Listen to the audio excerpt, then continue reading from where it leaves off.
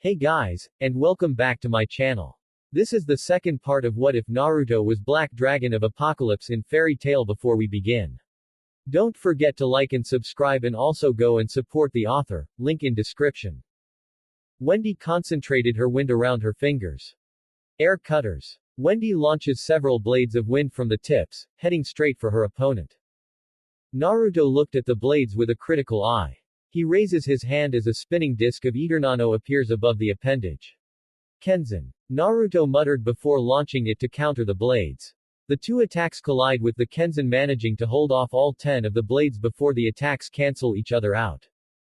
Wendy places her hands forward, palms opened forward, as a magic circle appeared in front of her. Tenryu no Tatsumaki, Sky Dragon's Tornado. A giant tornado of wind forms heading straight for her blonde father. Naruto concentrates his Eternano into hand until it was shaped around it like a blade. Hakai no Yaiba, Destruction Blade. He mutters before swinging his arm downwards, cutting the tornado in half, completely destroying it. Naruto continued to look at his daughter. You need to do better than that, my dear daughter. Naruto then stretches his arms, his palms semi-closed as if they were squeezing something. Naruto smirked darkly. Perhaps, you need some motivation. Naruto ended in a dark tone as tendrils of magic came out of his palms and attached themselves to the trees. Each tree that was touched was soon enveloped in a black aura. Wendy could hear the cracks and snaps of the plants as they were being contorted into a new form. When the aura disappeared, Wendy saw that all the trees touched had all been turned into 25 demonic creatures. All of the demons were all around 5 feet in height. They had 6 roots for legs with the trunk of the tree as the main body for the demon. The arms were long with bushes around the wrists and 3 clawed fingers for hands. The most noticeable attribute was 2 roots pointed upwards as horns with a third on the forehead with a beady, red eye below the middle horn. Naruto smirked at the girl, who continued to look critically at the demons.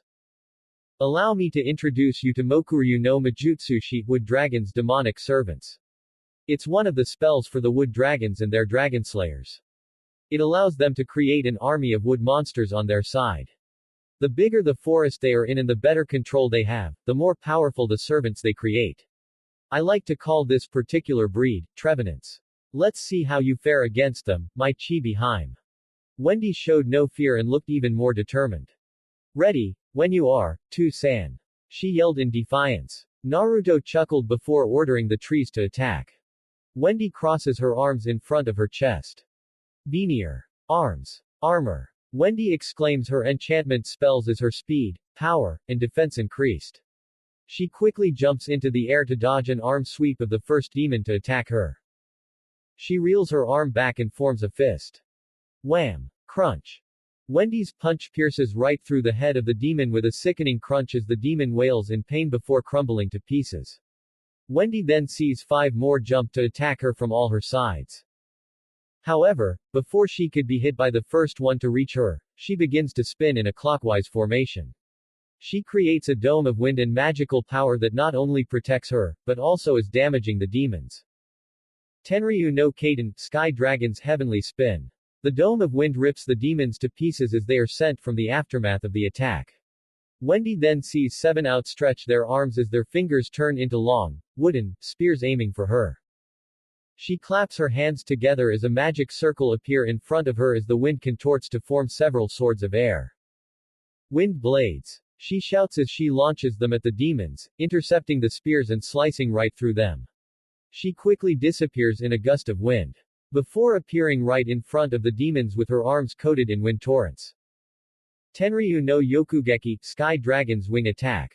The 7 wood demons are caught in the wind torrents as they ripped apart to pieces.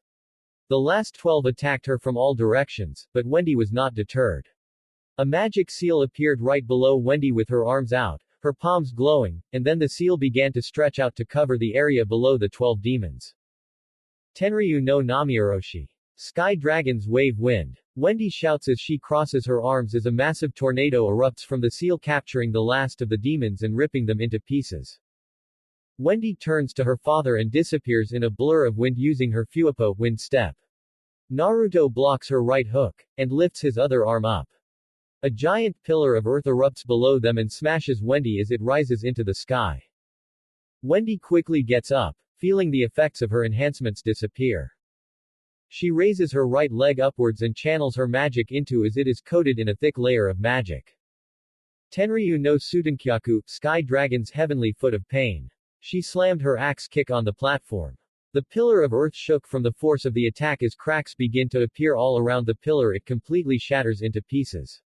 Wendy claps her hands together as she takes a deep breath. Daitapa, great breakthrough. She blew a powerful gust of wind that sent the pieces of earth straight for her father.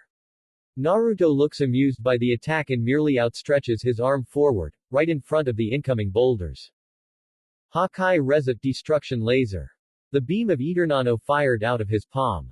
The beam completely obliterates all of the incoming boulders and the remnants of the earth pillar. Wendy lands softly on the ground, while looking straight at her father. Naruto lowers his arm, he smirks at his daughter, amusement and pride dancing all over his eyes. Good. Good. Don't let your guard down. Keep yourself tense, and never stop until your opponent is down for good. Naruto raises his right index finger and begins to spin it as water began to swirl above him until it shaped into the form of a dragon around 5 meters in height and 10 in length. Naruto raises ring and middle fingers as dragons of lightning and wind began to form alongside the water dragon. Wendy did not take chances as she crosses her arms and shouts. Ill arms, ill veneer, ill armor. These were the advanced versions of her enchantment spells. She tensed waiting for Naruto's next move. The aforementioned blonde continues to smirk until it turned into a bone-chilling smile. Naruto then raises his hand above his head and closes it into a fist, and while this was going on, the 3 dragons fused together, creating a dragon that was nearly 3 times the size of the original 3. Wendy's eyes widen at what she was seeing. Her dad just performed a triple unison raid. With just one arm, no less. Seriously, how more broken can her father get? Naruto just continued to smile evilly. Let's see how you handle this. Triple unison raid. Typhoon Dragon Bullet. He shouted as the dragon roared and launched straight for Wendy. Wendy wasted no time and performed a Kaden to block the attack. Wendy gritted her teeth, doing her best to maintain her defense dome to withstand the attack and stay intact. Wendy roared as she pushed the attack back. The collision caused an explosion to occur, covering the area in a thick layer of smoke. Naruto channeled some wind around his arm and with one horizontal sweep caused the smoke to disappear. He saw that the area around took some severe damage, with trees being uprooted from the winds, and or soaked by the water, and finally scorched by the electricity. He sees Wendy on her hands and knees panting and decides to give her a helping hand. He quickly disappears in a black blur. Wendy had barely enough time to react when her danger senses were screaming at her to dodge. She black flips and narrowly dodges her father's attack. She narrows her eyes when she sees the weapons in his hands. 2 red beams of energy, each coming out of his palms. The ethereal blades. Dad must really be enjoying this to summon those weapons, she thought with a grimace. The ethereal blades were one of her father's more cheap abilities. Well, cheap in her mind anyway. They were blades of energy that could vibrate at different speeds, which affected their cutting ability. At base they were painful bulging clubs that Wendy had the misfortune of having an up-close encounter with them in several of her spars. Wendy was cut from her musing as Naruto appeared above to strike her again. Wendy blocked the 2 strikes with 2 wind blades she created. Never take your eyes off the opponent. Naruto put more pressure on his blades, causing Wendy to falter. Or it can get you killed, he exclaimed before sending a devastating roundhouse kick to her right arm. Crack. A sickening crack was heard as Wendy's arm was easily broken and she was sent tumbling on the ground. She continued to spiral until she impacted hard on the trunk of a tree. Snap. Wendy gasped as she heard a snap on her shoulder that collided with the tree. Wendy looked and saw that her shoulder was now dislocated. Great, she thought sarcastically, one arm broken and a dislocated shoulder in the other. If wasn't for the fact I was accustomed to having my limbs broken by now, I would be withering in pain on the ground. That was one thing she was grateful for, the harsh training regiment. She gained one hell of a pain tolerance, but that still didn't mean it wasn't any less painful for her. Wendy slowly and painfully got back to her feet. She looked up to see her father still waiting for her next move. Wendy narrowed her eyes before slamming her shoulder into the trunk hard. With another audible snap, the limb was back in place. Wendy grunted from the pain before testing her arm to make sure everything was back to normal. She looked to see her father looking at her in slight surprise. She quickly put her arm over her broken one and soon a green aura surrounded the limb. This was her new healing spell, the Tenryu no Shozen, Sky Dragon's Mystic Palm. It was spell based on medical ninjutsu from her father's old world. She learned the basics from her mother's notes and combining it with her own medical knowledge and skills, she created a healing spell that not only healed her allies quickly and from a distance with enough training, but also herself as well. That was the main reason her father wanted her to learn, so she could have a way to heal herself when she had no supportive allies around her.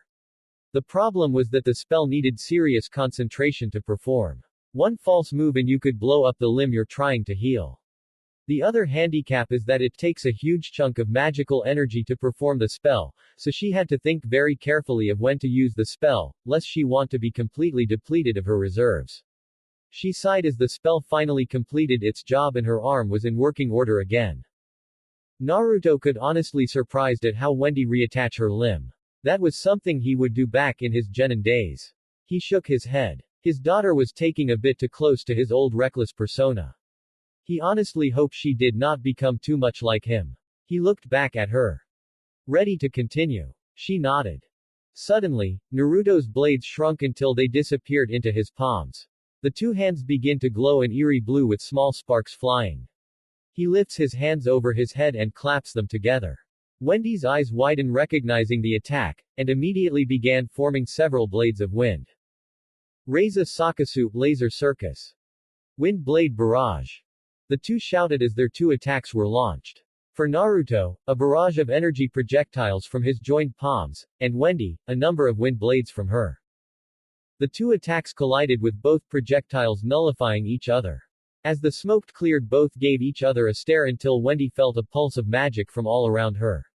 She looked around and was shocked to see visible Eternano particles appear and all gather around her father. She saw the particles all collect above her father's head in the shape of a sphere. Alarm bells went off. Realizing what her father was about to unleash and quickly prepared for the worst.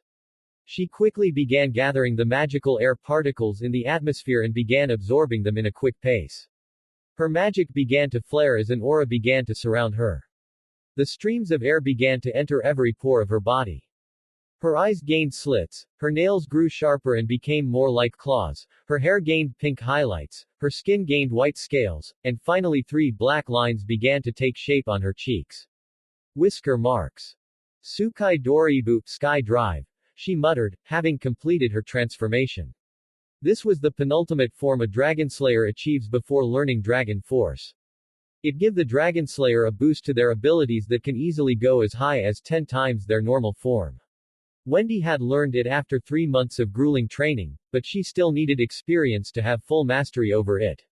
However, right now she needed to focus on the problem at hand. Ill veneer, ill arms, ill armor. She shouted as she was enveloped once more in her enchantment spells, and with her drive mode will give her a boost to her abilities and hopefully handle the attack that is coming. She noticed the sphere was nearly complete and was the size of a regular beach ball.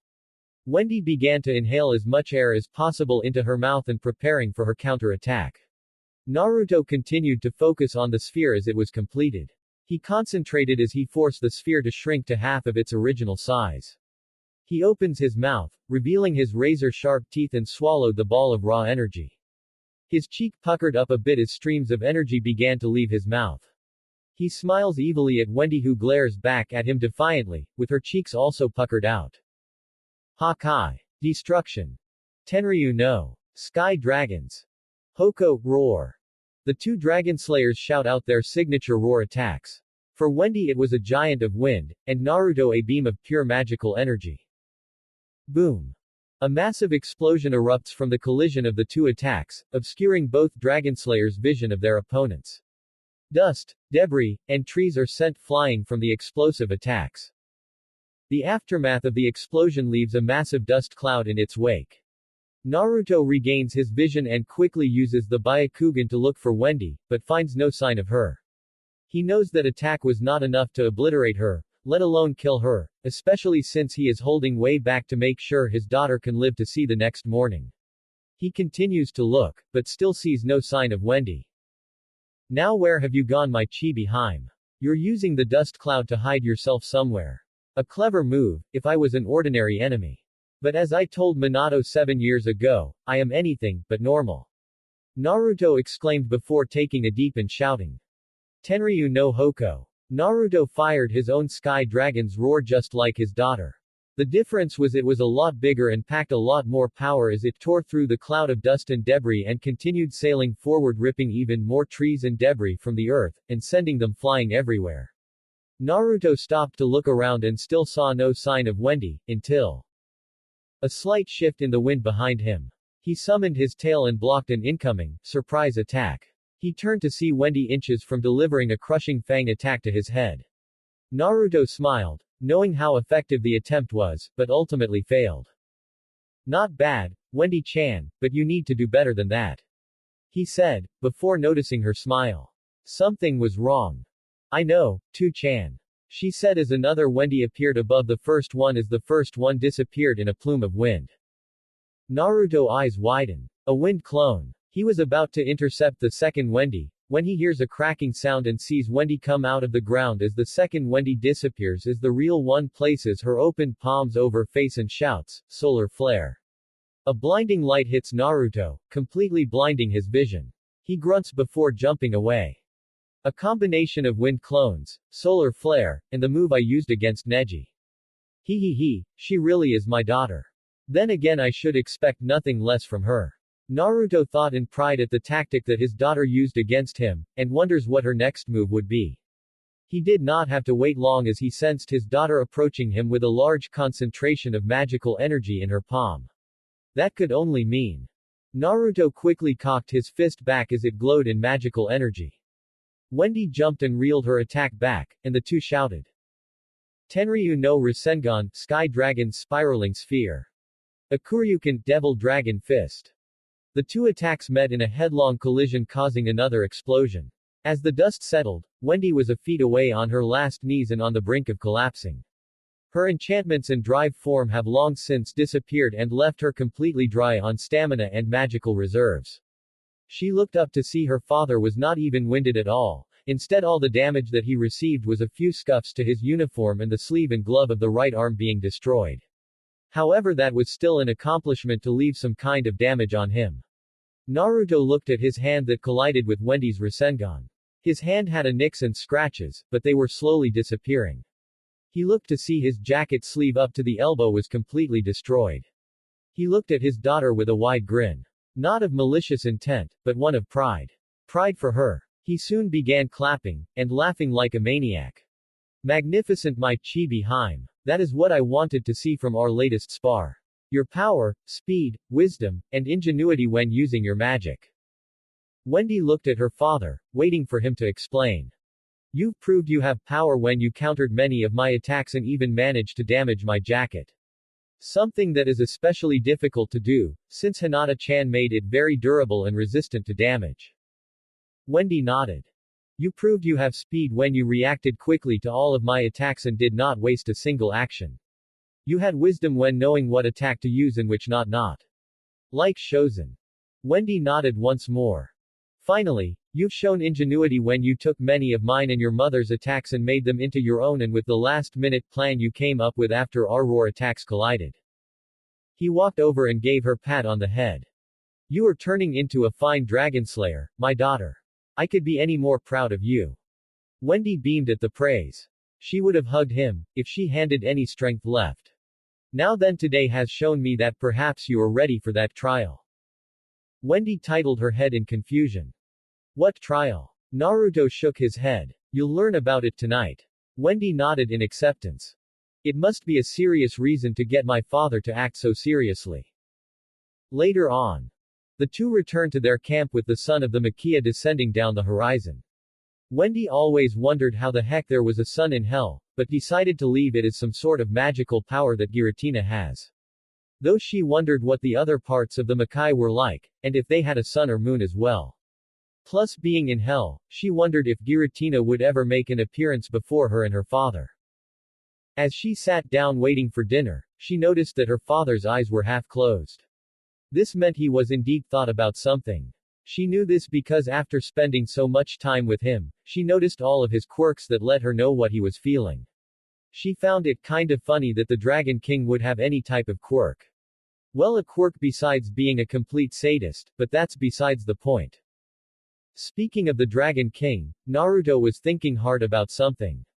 It had been a while after his talk with Grandini, and Naruto had increased Wendy's training regimen to prepare her for the possible trial. Naruto wanted to get Wendy comfortable in her drive mode before attempting teaching her dragon force. Fortunately, Wendy took it in stride and did not question it. However, Naruto was contemplating how the hell was he gonna explain to his daughter that he sealed Kurama's power into her. Hell, how was he gonna tell her that he inadvertently turned her into a dragon like him? How was she gonna react to his? He was seriously wondering if this was how Minato felt when he sealed Kurama into his own son. Was this what he thought when he was dying? Did he think about he would react when found out the truth? Naruto was so lost that he was actually thinking about his ex-father. That's how worried he is about Wendy's reaction. Naruto sighed before shaking his head of those thoughts. Constantly thinking about this gave only what if scenarios and no solid end to the stream of questions coming to his head. He sighed again and looked at Wendy when she called his name. Yes, Chibi-hime. Wendy glared at him for the nickname, but sighed before asking her question. To-san, why have you been acting so strange these past few weeks? It's like you just discovered something horrible and are trying to come to terms with what you did. Did I do something wrong? To-san, please tell me what's wrong. I want to help you. She spoke with utmost sincerity. Naruto sighed. Great, now he got his daughter worried that she did something wrong. She was just like Hinata in that regard. They both can tell if something is wrong with him, and immediately think they did something wrong. Seriously, Wendy could seriously pass as Hinata's twin, minus the eyes and hair color of course. He sighed, deciding it's best to straight up tell her and not beat around the bush. So he looked at his daughter before speaking. Alright, I want you to listen carefully and not interrupt me until I am finished. Wendy nodded. Naruto breathed out before speaking again. Alright, the thing is that after the night of telling you about my time in Konoha, Wendy growls at the mention of the village. I discovered something off with your Dragonslayer magic. What's wrong with my magic? Wendy was worried that her magic is inadequate or worse, she may not be able to raise it to its full potential like Natsu, Gajeel, or even Laxus. I am getting to that, but first I want to ask you something. Do remember when you were really young, like 4 or so, and I asked you to come with to a secluded area of the forest for something important? Wendy adopted a thinking pose with her arms crossed over her chest, and her eyes closed. She almost looked like an adorable blue fox. If Naruto was a lesser, he would gushed at how cute she looked. Flashback. Wendy-chan, please come over here. Naruto called out. From a small makeshift house, a cute 4-year-old girl came out. She had short blue hair that reached her neck, and a cute white dress. The aforementioned girl looks at Naruto before gaining a huge grin and running up to him. Daddy. Naruto chuckled as his daughter kept an iron grip on his legs. It's good to see you again, Daddy. Where did you go? What have you been doing? Did you come to see Grandini-ka-san? Are you gonna tell me another story about Okawa-sama? Is Anna-ka-chan or Auntie Irene with you? Did you bring me a pretty gift? Wendy bombarded Naruto with question after question and she did not look winded at all. The blonde could only shake in amusement at his little bundle of energy. He picks her up and gives her a peck on the cheek, which entices some giggles from the young girl. Not today, my chibi-hime. I have something important to give you. The young girl looked excited and told her daddy to lead the way. The aforementioned parent chuckles as he walks his way into a secluded area of the woods near Wendy's home. He set his daughter down before taking a few steps back. He then stretched out his arm and closes his eyes. Wendy noticed her dad's face contort in concentration as a black and red orb emerged from his palm. The orb was the size of a melon, and if you looked closely enough you could the silhouette of a fox with 9 tails. Instead of being afraid, Wendy looked at the malicious orb with odd wonder. To-chan, what's in the sphere? It's it a present? Can I play with it? Oh, Oh, can I eat it? She excitingly asked. Naruto opened his eyes to look at his daughter, amusement dance in his eyes at the questions fired at him. No, Wendy-chan, you can't eat this. Wendy pouts. But it is a gift. Wendy did a complete 180 and looked like her birthday came early, but then she got curious. What kind of gift? Naruto smirked. A gift to help improve your Dragonslayer magic and to protect you when your mothers and I are not always around to protect you. Really? Will it make me strong? Naruto nodded. Very strong, but don't try to use it right away. When you're old enough I will teach you how to use it properly. For now it will only activate under dire situations, until such a time comes that you can control it on your own. He looked down at her seriously. However, this power is very dangerous and can hurt a lot of people. I would only give it to someone I believe can have complete control it. Wendy looked at him in awe. This power her father wanted to give her was very dangerous, but at the same time could make her even more powerful. Yet her father wanted to give it to her. He wanted to give her such an amazing power. But the question was, could she handle it? Tu-chan, do you really think that's me? Do you think I can handle such a dangerous power? She asked cutely. Naruto nodded. Yes, I do. I can't think of anyone else but you to handle this power. I believe you can master it better than I ever could. Anna and Grandini also believe so. And I know if she was here, Hinata will also say the same. We all believe in you, Wendy. However, I will not force you to accept this power. The choice is all yours, my daughter. He said. Wendy felt herself beam with joy. Her father believed in her. Her mothers believed in her as well. They all believed she could handle the power and master it better than even her own father. She looks up at her father, a fiery passion in her eyes. I will do it too, Chan. I promise to make you proud.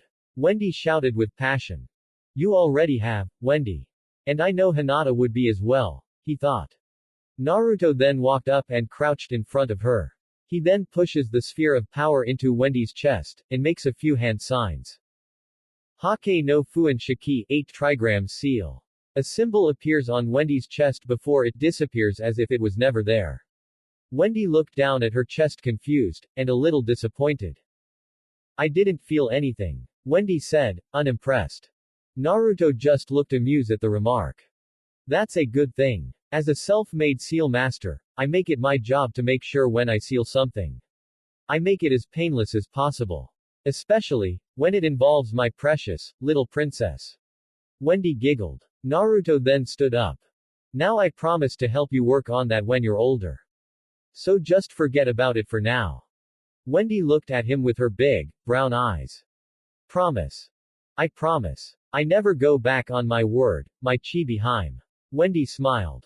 Now let's go get something to eat. Your mothers must be worried about you. Yay! Little Wendy cheered excitingly before storming off ahead out of the forest. Naruto laughed as he chased after her. She is so much like you, Hinata-chan. I hope you smiling down upon us, my lovely moon queen. No matter how far you are, we will always be connected. Flashback end. Wendy smiled as she recalled the memory. It was one of the few good memories of her father that she could recall. She wondered why was it that she can only remember bits and pieces. Sure, it could be, because she was really young, but she felt it was something very different. She feels like there was something really important that she was forgetting, but she could not put her finger on it. She decided to ask her father about something pertaining to Anna. Yeah, I remember now. It was a good memory of us. I don't really remember a lot, but I always held that one and a few others really close to my heart.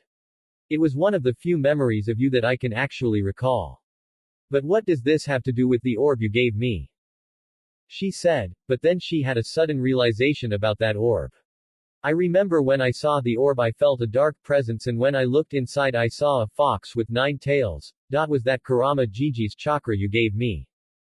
Naruto nodded in confirmation. Hi, that was indeed Kurama's chakra. I knew regardless of how skilled you were, there was no way for you to complete your Dragonslayer training with the time you had. I wanted you to have an extra push to help you become stronger, and the chakra would activate to protect you. Wendy gave her father a deadpan look. Dad, I have been in some pretty dangerous situations for a while up till now. I think whatever seal you used was defective. Naruto just chuckled. Yeah, not exactly. You see, the seal was perfect, but the issue was the unforeseen consequences that came when mixing demon chakra with Dragonslayer magic. What do you mean? Well, before I explain, you have to understand something about your magic.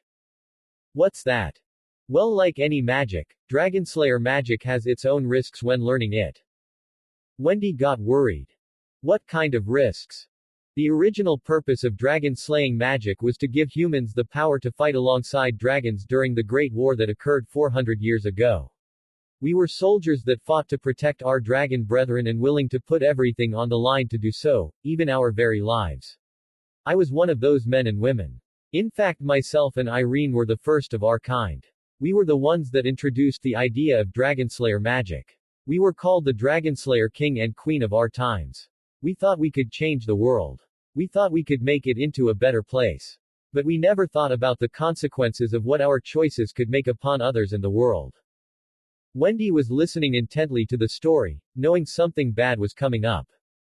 It was during the war, we discovered there are consequences to learning Dragonslayer magic. The first being that if the person's body can't adapt to the power, then their body will slowly burn from overuse and eventually be destroyed from the inside out until they turn into nothing but dust and ashes. Wendy looked alarmed at the idea of seeing her friends disintegrate into ashes right before her eyes. It was probably not the first time her father saw it either. The second symptom was a Dragonslayer being overcome by their draconian half, and turning into mindless beasts. These monsters had no sense of morale and killed everything and everyone in their way. There was no way to restore them, so we were forced to put them down. We lost a great many comrades to their inner beasts, and we could do nothing but end their suffering and mourn for the fact that we had a hand in their descent into madness. Okay, if she felt bad before, now Wendy felt terrible for her father. She could never imagine seriously hurting one of her comrades, regardless of the reasons. So the idea of having to kill them was so foreign to her that she could never consider doing something like that. Now her own father was forced to fight in a war he probably never wanted any part of, but also be forced to see several of his friends die, and having to kill many of them is the only way to them out of their misery. The kicker was that he was responsible for many of their lives ending because he helped create Dragonslayer magic, which added another load of guilt he had to carry along with his own descent into insanity. Honestly, it's a miracle her father was still able to even have a sensible conversation with her. But a cold dread filled her with what the third curse was, and she had a bad feeling she knew exactly what it was. 2chan, what was the third symptom? Naruto sighed. Well, the third symptom is something all Dragonslayers had to risk when learning. The more powerful your magic got, the more powerful a Dragonslayer you became. But this also caused changes to your personality. You became violent, more temperamental, and worst of all, bloodthirsty. The more blood you spilled, the worse the craving became. You will begin to thirst for it more and more until you literally bathe yourself in it to satisfy your thirst, and will even eat your dragons to fuel you even more. Eventually, as time passes, your hands became claws, your feet became talons, your teeth became fangs, your skin became scales, you grew wings and a tail, and eventually. Naruto paused as he looked at his daughter, who was shell-shocked at what he was insinuating. Are you saying you become a dragon? She frighteningly exclaimed. Naruto nodded. That is the end result of learning Dragonslayer magic. You will become the very thing you hunt. The perfect case of irony. The same irony can apply to devil slayers. Naruto said, but kept the last words to himself. Wendy looked shocked that an actual human could become a dragon, but then she looked at her father. What about you? Me. I was already in the process of dragonification when I went to Zerf. Zerf merely accelerated the process and corrupted it to take on a much more demonic form. Dad, what does this have to do with me, though? I get that it's important to know about the Dragonslayer roots. But how does this affect me? Naruto looked at her sadly. It affects you in many ways, my dear. It's one of the reasons Grandini left you. Wendy's eyes widened. What? She whispered. She left, because she needed to stop you from turning into a Dragonslayer. It's also the reason why you and the others were brought to this time period, so that you could avoid the hardships of the W. What? Wendy screamed, interrupting her father from his explanation. Naruto looked at her, not at all surprised at the outburst. He honestly expected it, though much sooner. What do you mean, to this time period, Tu-chan? She asked quietly. Naruto sighed before looking at Wendy sadly. What I mean is that near the climax of the war, many of us were unsure if we would survive. So we made a plan to send young Dragonslayer to the future and hopefully they could live a happy life and eventually grow strong enough to fight the remnants of the Dark Army, and Zerf if he ever became a threat to the world. Naruto sighed. Unfortunately, because of my psychotic episode many of our worthy candidates were taken from this world prematurely. In the end, only 5 Dragonslayers made it to the future.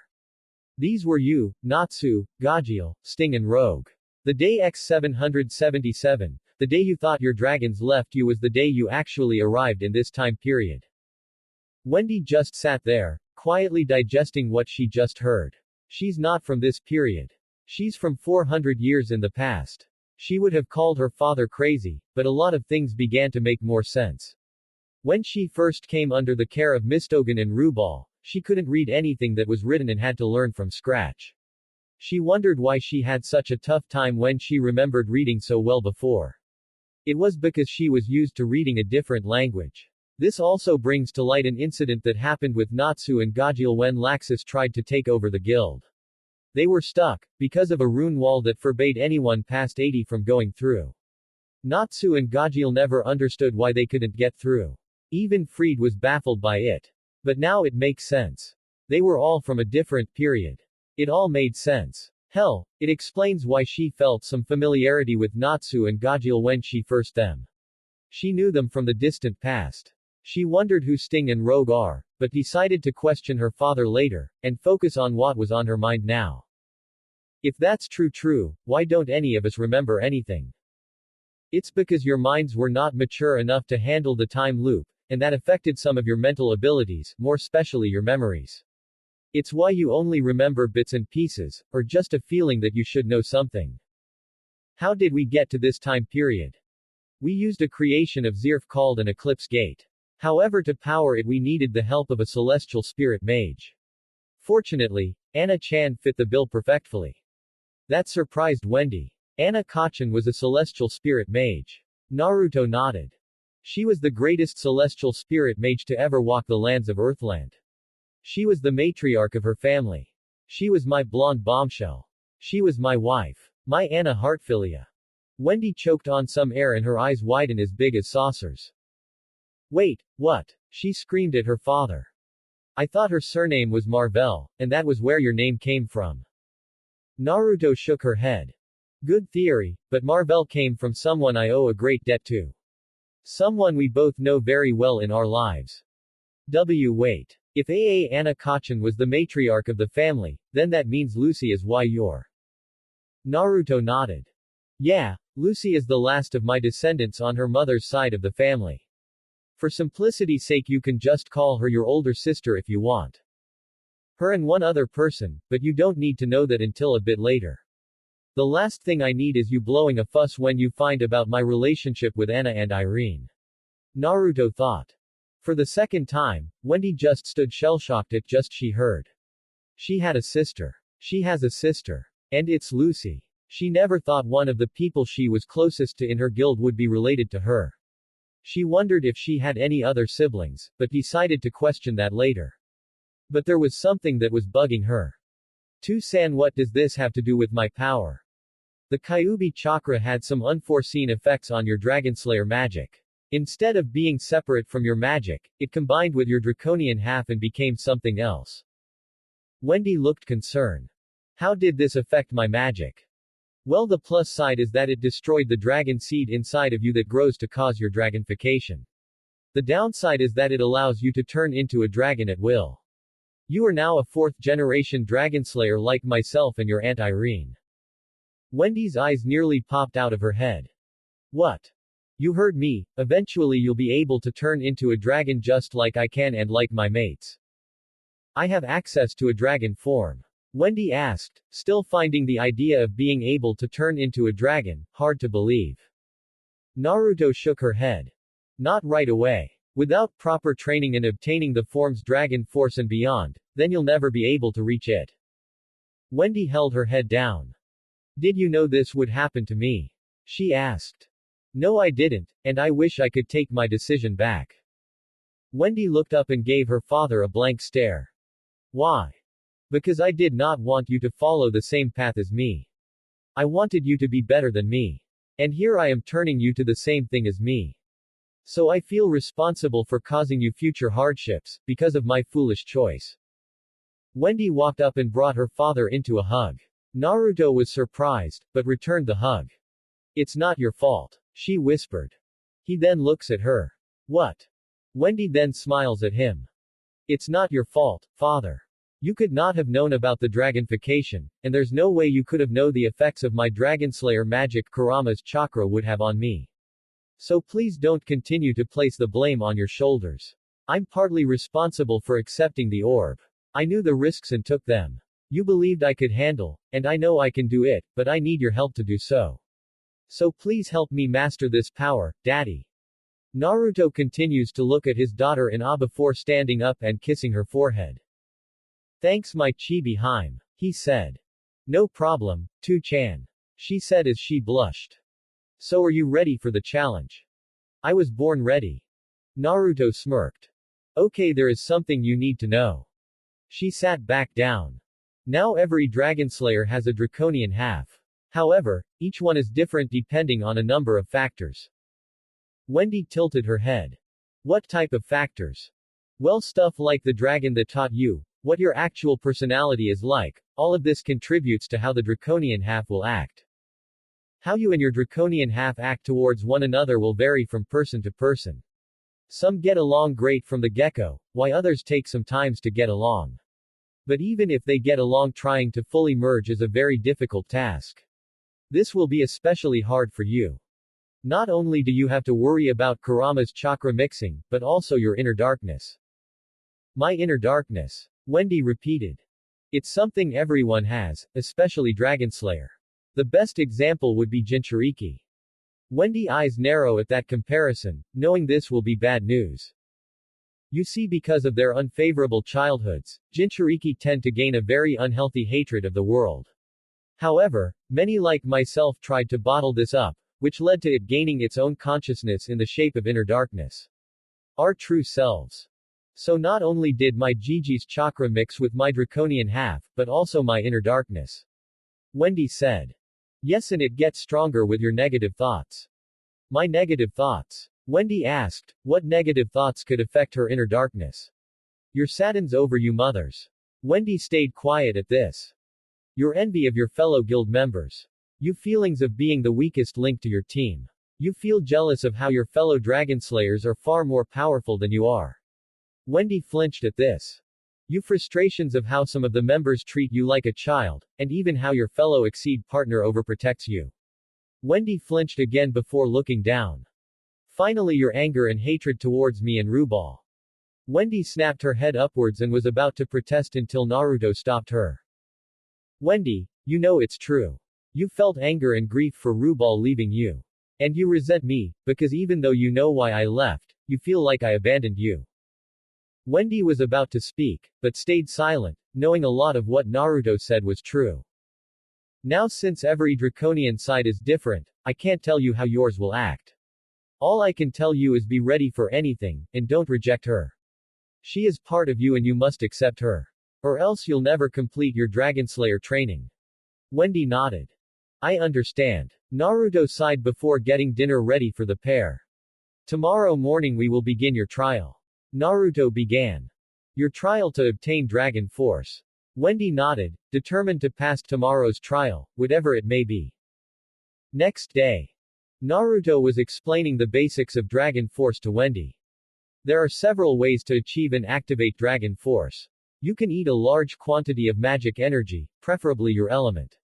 The second way is for you to go through years of training to activate it at will, which we don't have at the moment.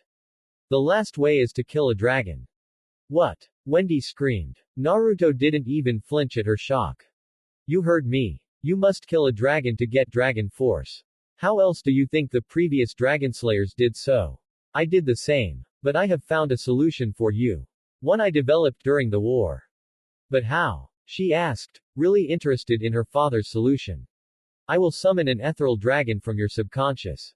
Which means I will be summoning your draconian side to the outside, but it's only the portion that holds onto your dragon force powers. Defeat it and the form will be yours. Wendy took a deep breath before giving her father a determined look. I am ready to fight. Naruto nodded. Be ready for anything, Wendy. Naruto then performed several hand signs. Seal magic release, inner dragon summoning. A magic seal appeared on Naruto's hand and one on Wendy's chest. Suddenly Wendy was enveloped in a magic aura before it grew until it was the towering over the two. The ethereal energy ripped itself before jumping to the far side opposite to Wendy and began to take a form with wings, claws, and tails. The ethereal dragon had taken the shape of Grandini. The fake Grandini growled at Wendy. Ready to fight, little girl. Wendy growled in defiance. Bring it on, fake. Ost. 2 steps from Hell Archangel. The fake dragon roared, pushing Wendy away, but she managed to hold her ground. She outstretches her arms to reveal 2 seals on her wrists. The seals glowed before 2 weapons pop out. Both were short swords with near identical designs. Both had a black handle with gold accents. The center had the yin-yang symbol. The only difference was the color of the blades. One was white as an eggshell, while the other was black as charcoal with red accents. These were the twin swords, Bakuya and Kansho. They were one of her mother's personal weapons that her father trained her to use. Veneer, arms, armor. Wendy then threw the 2 blades at the fake. She then disappears in a blur with Fuipo. The dragon looks insulted and pushes the blades away with a sigh. However, the blades disappear. The fake dragon looks up to see Wendy hovering in the air with both swords in hand. She channels her wind element casing ethereal blades to extend from the swords and she shouts. Air X slash. The attack makes contact with the dragon's head, making it reel back in pain. It growled in retaliation. Tenryu no Kagizume, Sky Dragon's Claw. Tenryu no Saiga, Crushing Fang. Wendy manages to avoid the first attack, and uses the Kaden to block the second attack. However, the force was enough to send back to the ground. Wendy quickly recovers and then sends the blades flying again. However, the blades split off into several copies of themselves. Wendy summons 3 wind clones. Then all 4 Wendy disappear in a blur of wind. The blades continue to circle around the fake, angering it to no end. You miserable hatchling. You think cheap tricks like this will scare me? Fight me, you blasted coward. The fake roars, pushing the blades away. However, one of 4 Wendys appear in front of the fake and shouts. Solar flare. The fake wails from the burning sensation on its eyes. Wendy then disappears again, then all 4 Wendy appear all around the fake with the blades in their hands. The 4 identical dragon slayers descend and attack the blind dragon. X slash. Double air slash. Rolling air slash. Overedge slash. The fake roars in pain from the multiple attacks. It tries to strike all of them, but only manages to hit one clone while all her failing does is hit the trees and vegetation around it. Wendy and her clones dismiss their weapons and attack again. Tenryu no Kagizume. Tenryu no Yokugeki. Sky Dragon's Wing Attack. Tenryu no Saiga. The dragon wails once more in pain as it was pushed back once again. The 3 drop on the ground in front of the dragon, and attack in unison. Tenryu no Tatsumaki. The 3 sky tornadoes joined together to form a massive tornado heading straight for the fake Tatsumaki. The fake growls in anger as it finally regains its vision. How dare she? This little brat thinks it will fall so easily. It will not just stand like some frightened hatchling. It's time this learns its place. You arrogant bitch. You think I will be so easy to fall? Time for you to fall. The fake roars before inhaling a large amount of air before yelling. Tenryu no Tatsumaki. The fake launches its own massive tornado. The 2 storms of nature collided, creating a massive explosion of wind that takes the shape of an even bigger tornado going into the sky. Wendy's clones all disappear and both the original Wendy and the fake dragon suffer damage from the explosion. As the winds dispel, both Wendy and the fake are inhaling all of the excess winds from the blast. Both quickly yell. Tenryu no Hoko. The 2 launch their signature attacks. The 2 begin to struggle in their beam struggle as neither is willing to submit to the other. However, the fake plays dirty and sends its tails burrowing underground and rising right below Wendy. This causes Wendy to lose her balance and lose concentration on her attacks. The fake dragon smiles evilly and pushes its roar at full blast. Wendy crosses her arms in feeble attempt to block the attack. But the attempt was futile. The roaring tornado hit Wendy dead on, and causes Wendy to release a painful scream as she sent back through several trees and rocks for at least a few miles. A huge dust cloud obscures the vision of the damage caused by the fake's attack. The fake roars in victory. Ha ha ha ha ha ha. See that, you worthless hatchling. You thought you could defeat me. You are weak. A pitiful excuse for a dragon slayer. You are not worthy of the dragon force power.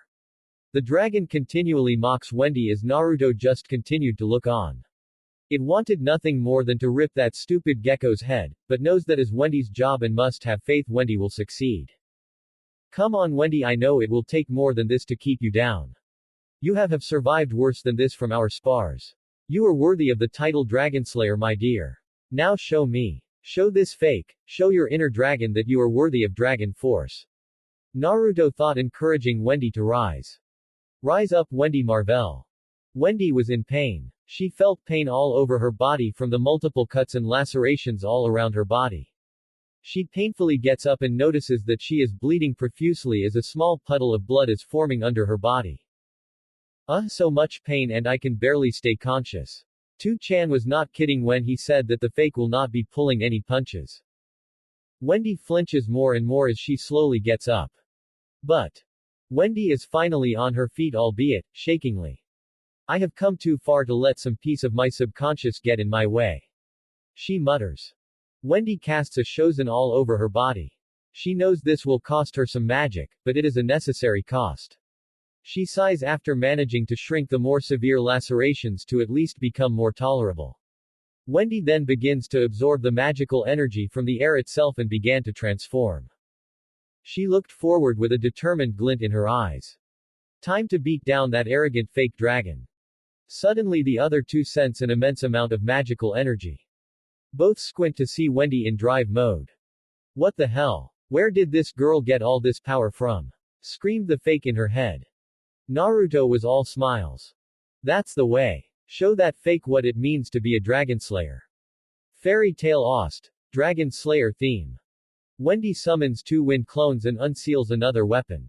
A black bow, Hinata's other signature weapon. It's time to end this fight. She roars. Wendy then prepares her stance as an ethereal arrow appears on shooting arm. Arrow barrage. Wendy fires an arrow that multiplies in hundreds of arrows as the two wind clones disappear. The fake dragon is unimpressed, and swats away all the arrows. Suddenly the wind clones appear above the fake dragon, and begin to distract with attacks. Tenryu no Shippo, Sky Dragon's Tail. Tenryu no Yokugeki. The two attack land their mark and cause the fake to hiss in pain. Before it could retaliate, the real Wendy appears right in front of it with a glowing arrow on her bow. Take this. Wendy screams as Eternano surrounds the tip of her arrow, and she shouts. Arrow shockwave. The arrow is launched with a massive aura around it. The arrow land dead on the fake's chest and deep within it. The fake roars at the immense pain it feeling. It's distracted. Attack. The two clones attack again. One clone charges her energy to her leg, while the other has her energy to her arm. Wendy dismisses her bow, and charges her energy to both her arms. All three shout. Tenryu no Tenku Haya, Sky Dragon's first sky arrow. Tenryu no Kusho, Sky Dragon's vacuum palm. Tenryu no Kuhekisho, Sky Dragon's vacuum wall palm. The three attacks land around the area where the arrow landed, and causes the fake to roar in pain and anger. Enough. It screams, sending all three tumbling to the ground. I will not be bested by some lonesome child. Wendy and her clones glare definitely. She looks at her clones. Let's end this, she says, and her two clones nod. One of the two clones gets behind and shouts. Ill arms. Ill veneer. Ill armor. Before dispersing. The two Wendys then shout. Tenryu no Namioroshi. The wave tornado surrounds the fake, but she manages to fly above it, but received some damage from the attack. The fake then begins charging her attack. Wendy surrounds her feet with wind and begins to slowly float off the ground. Tobu, fly. Wendy mutters before she pushes herself to the sky. A spell she created thanks to her father and being inspired by Natsu when he did the same with fire as his thrusters. She charges her energy into the palm of her hands. The fake mocks. You think you will reach me? Wendy just smirks.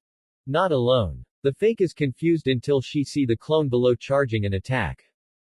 Metsuryu Ogi, Shoha Tenkasen. The beam hit Wendy but instead of damaging her, it sends her like a speeding bullet to the fake. The fake's eyes widen and realizes she won't make it. Wendy takes the last of the sky drill and adds it to her attack. Time to end this. This fight is mine. She roars, Tenryu no Rasengan. The attack lands on the area the arrow was lodged in. Wendy pushes forward and rips right through the dragons as her attack pushes through the fake. Wendy lands on the ground, panting. That's that. She mutters. She looks up to see the fake screaming and writhing around in pain from the hole in its chest. End of theme. It continues to roar in pain as she falls to the ground. The fake continues to wither in pain but eventually begins to calm down. It looks to see Wendy staring at it, waiting to see her next move. Wendy receives a shock as the dragon gives her a smile. A smile reminiscent of her draconian mother. Soon the dragon begins to disappear. Before it loses its form, it mutters to Wendy. Well done, Dragon Slayer. Before disappearing completely. The tendrils of energy then make a beeline for Wendy and re-enter her body. She feels a burning sensation and screams in pain as she is enveloped in a flash of light. As the light dies down she pants on her hands and knees. Huff. Huff. That was painful. Huff. She mutters before standing up and notices something. She looks all over her body and sees she has changed. She looks at herself and sees that she is completely different. Her arms were more claw-like. She had several white feathers going around her wrists. Her arms and legs were covered in more visible scales. They gave her skin a pale complexion. Her hair had become slightly shaggy and completely pink. On her back were two small wings. Her cheeks had more defined whisker marks, and her eyes were now slitted and blood red. Wendy had done it. She had achieved dragon force. She hears clapping and looks to see her father with a giant smile. Congrats my chibi Haim. You now have access to dragon force. Wendy beams at her father. That was a lot harder than I expected. I'm surprised I didn't die. Naruto chuckled. 1. I have been training you. 2. I would have intervened if it went too far. Finally, your dragon side does want to kill you, it wants you and by extension it to be the strongest it can possibly be. So it will only make that fake dragon powerful enough to push you to your limits, and not kill you. Wendy was about to retort before she felt dizzy. The whole world was spinning, and suddenly the world goes dark as she faints. Well, looks like you're about to meet her. Be careful with your darkness, or it will consume you without you knowing. Wendy looks around, and is awestruck by the beauty she is surrounded in. She especially likes the clear sky and beautiful vegetation around her. This place is gorgeous, but where am I? My dad would have told me if we were leaving. This doesn't feel like a dream. At least not exactly. Then an idea pops in her head as she looks around. Is this my inner world? She asks out loud. Indeed it is, Wendy Marvell. Or should I say our inner world? A dark voice said behind her. Wendy turns around, and was shocked to see an exact copy of herself, except she had dark, raven hair and red-slitted eyes. The sclera of eyes were completely black, giving her a very sinister look. Hello Wendy, I am you Darkness. The true you. She said mockingly. Hello, nice to meet you, Darkness. She bowed politely. Dark Wendy face faulted. I come all menacing and that is all you have to say? She asked incredulously. Well, I am not about to be an asshole to you, because that means I have a problem with myself. And the only problem I have with myself is my cup size. Dark Wendy groaned in annoyance. Wendy just looked confused. Why are you groaning? You're me, so you should all this. Dark Wendy just continued staring at Wendy before chuckling. Yeah, I guess I should. Wendy decided to ask her dark half some questions. So what exactly are you? Besides being my inner darkness, and crap ton of other stuff. Well, like your father, Dark Wendy began before she was interrupted. Our father. Wendy corrected. Dark Wendy sighed. Right, our father. Wendy beamed. I am the fox's power along with your dragon mentality and inner darkness wrapped up into one being. However, your inner darkness doesn't just include your anger and hatred. It also includes your lustful emotions. My what emotions? Wendy asked in confusion. I know about how you always considered yourself weak, the envy you have against your nakama, the anger you hold against your father for leaving you, and the hatred for what that bastard village did to him. Wendy just listened, knowing full of all of this from last night's chat. I also know about your little crush on that special boy and how you love to get your claws on him and have you way with him like a little toy. Dark Wendy said, licking her lips and giggling perversely. Wendy just glowed into atomic levels of red. Was she that late of her pervert, or did her father have something to do with it? However, Dark Wendy put a squash to that theory. Before you think your father had nothing to do this.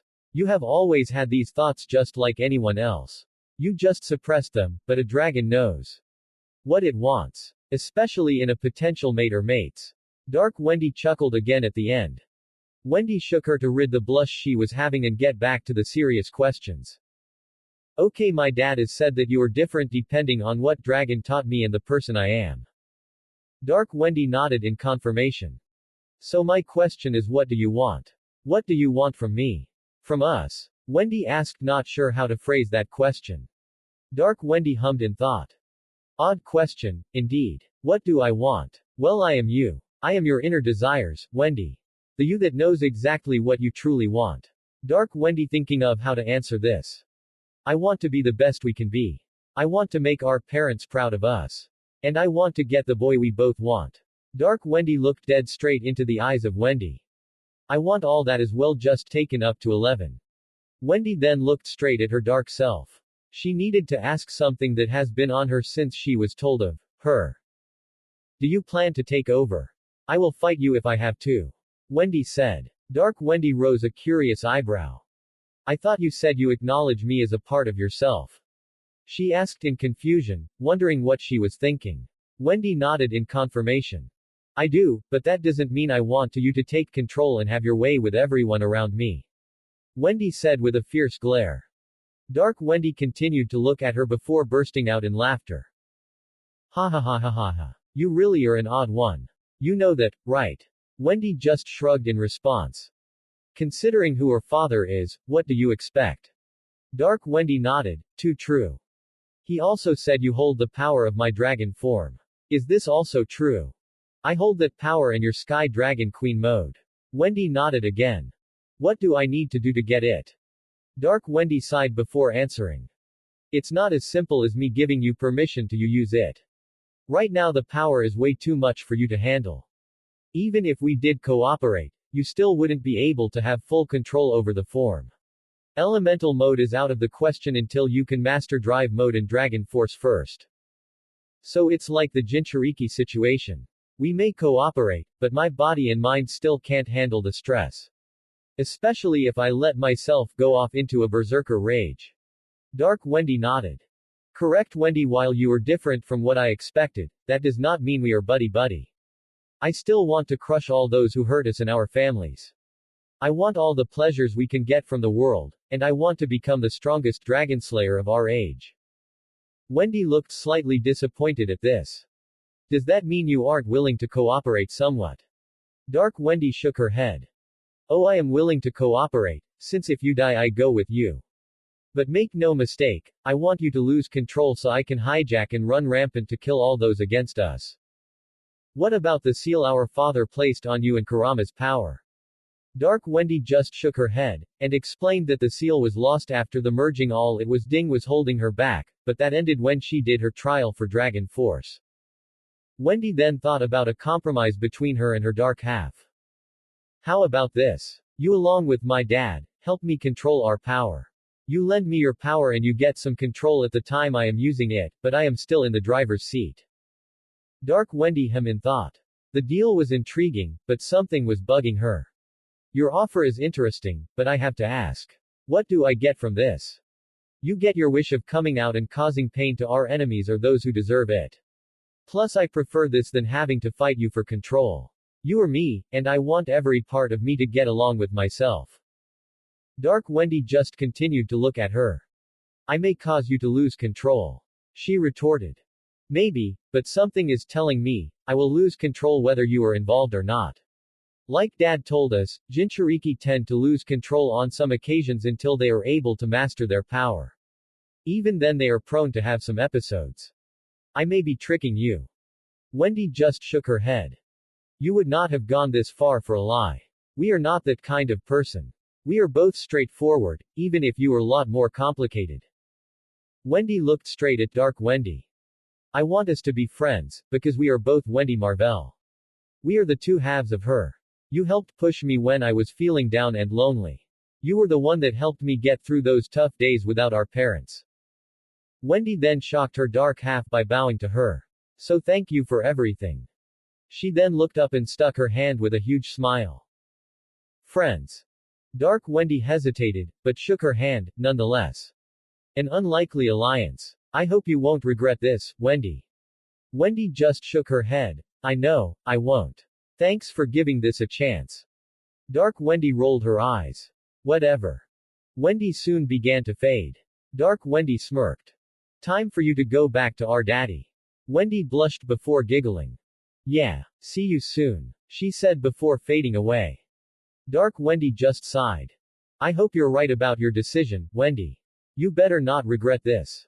Your emotions are tied to your magic. If you lose yourself to your sorrow or anger, you will automatically tap into my power. So if you lose control, that would be all on you and I would have nothing to do with it, except giving you the power, or in some cases you taking it subconsciously before I take control to have some fun. Wendy woke up back in her camp. She looked at herself to find herself back to normal. She looked around to find her father making dinner. He looked up and smiled at her. Welcome back, my chibi Haim. So tell me, how was your conversation with your inner darkness? He asked. Wendy explained everything that happened. What Dark Wendy was like, how she explained what she was, and finally the deal she made with her. Naruto listened to all of this before patting her head.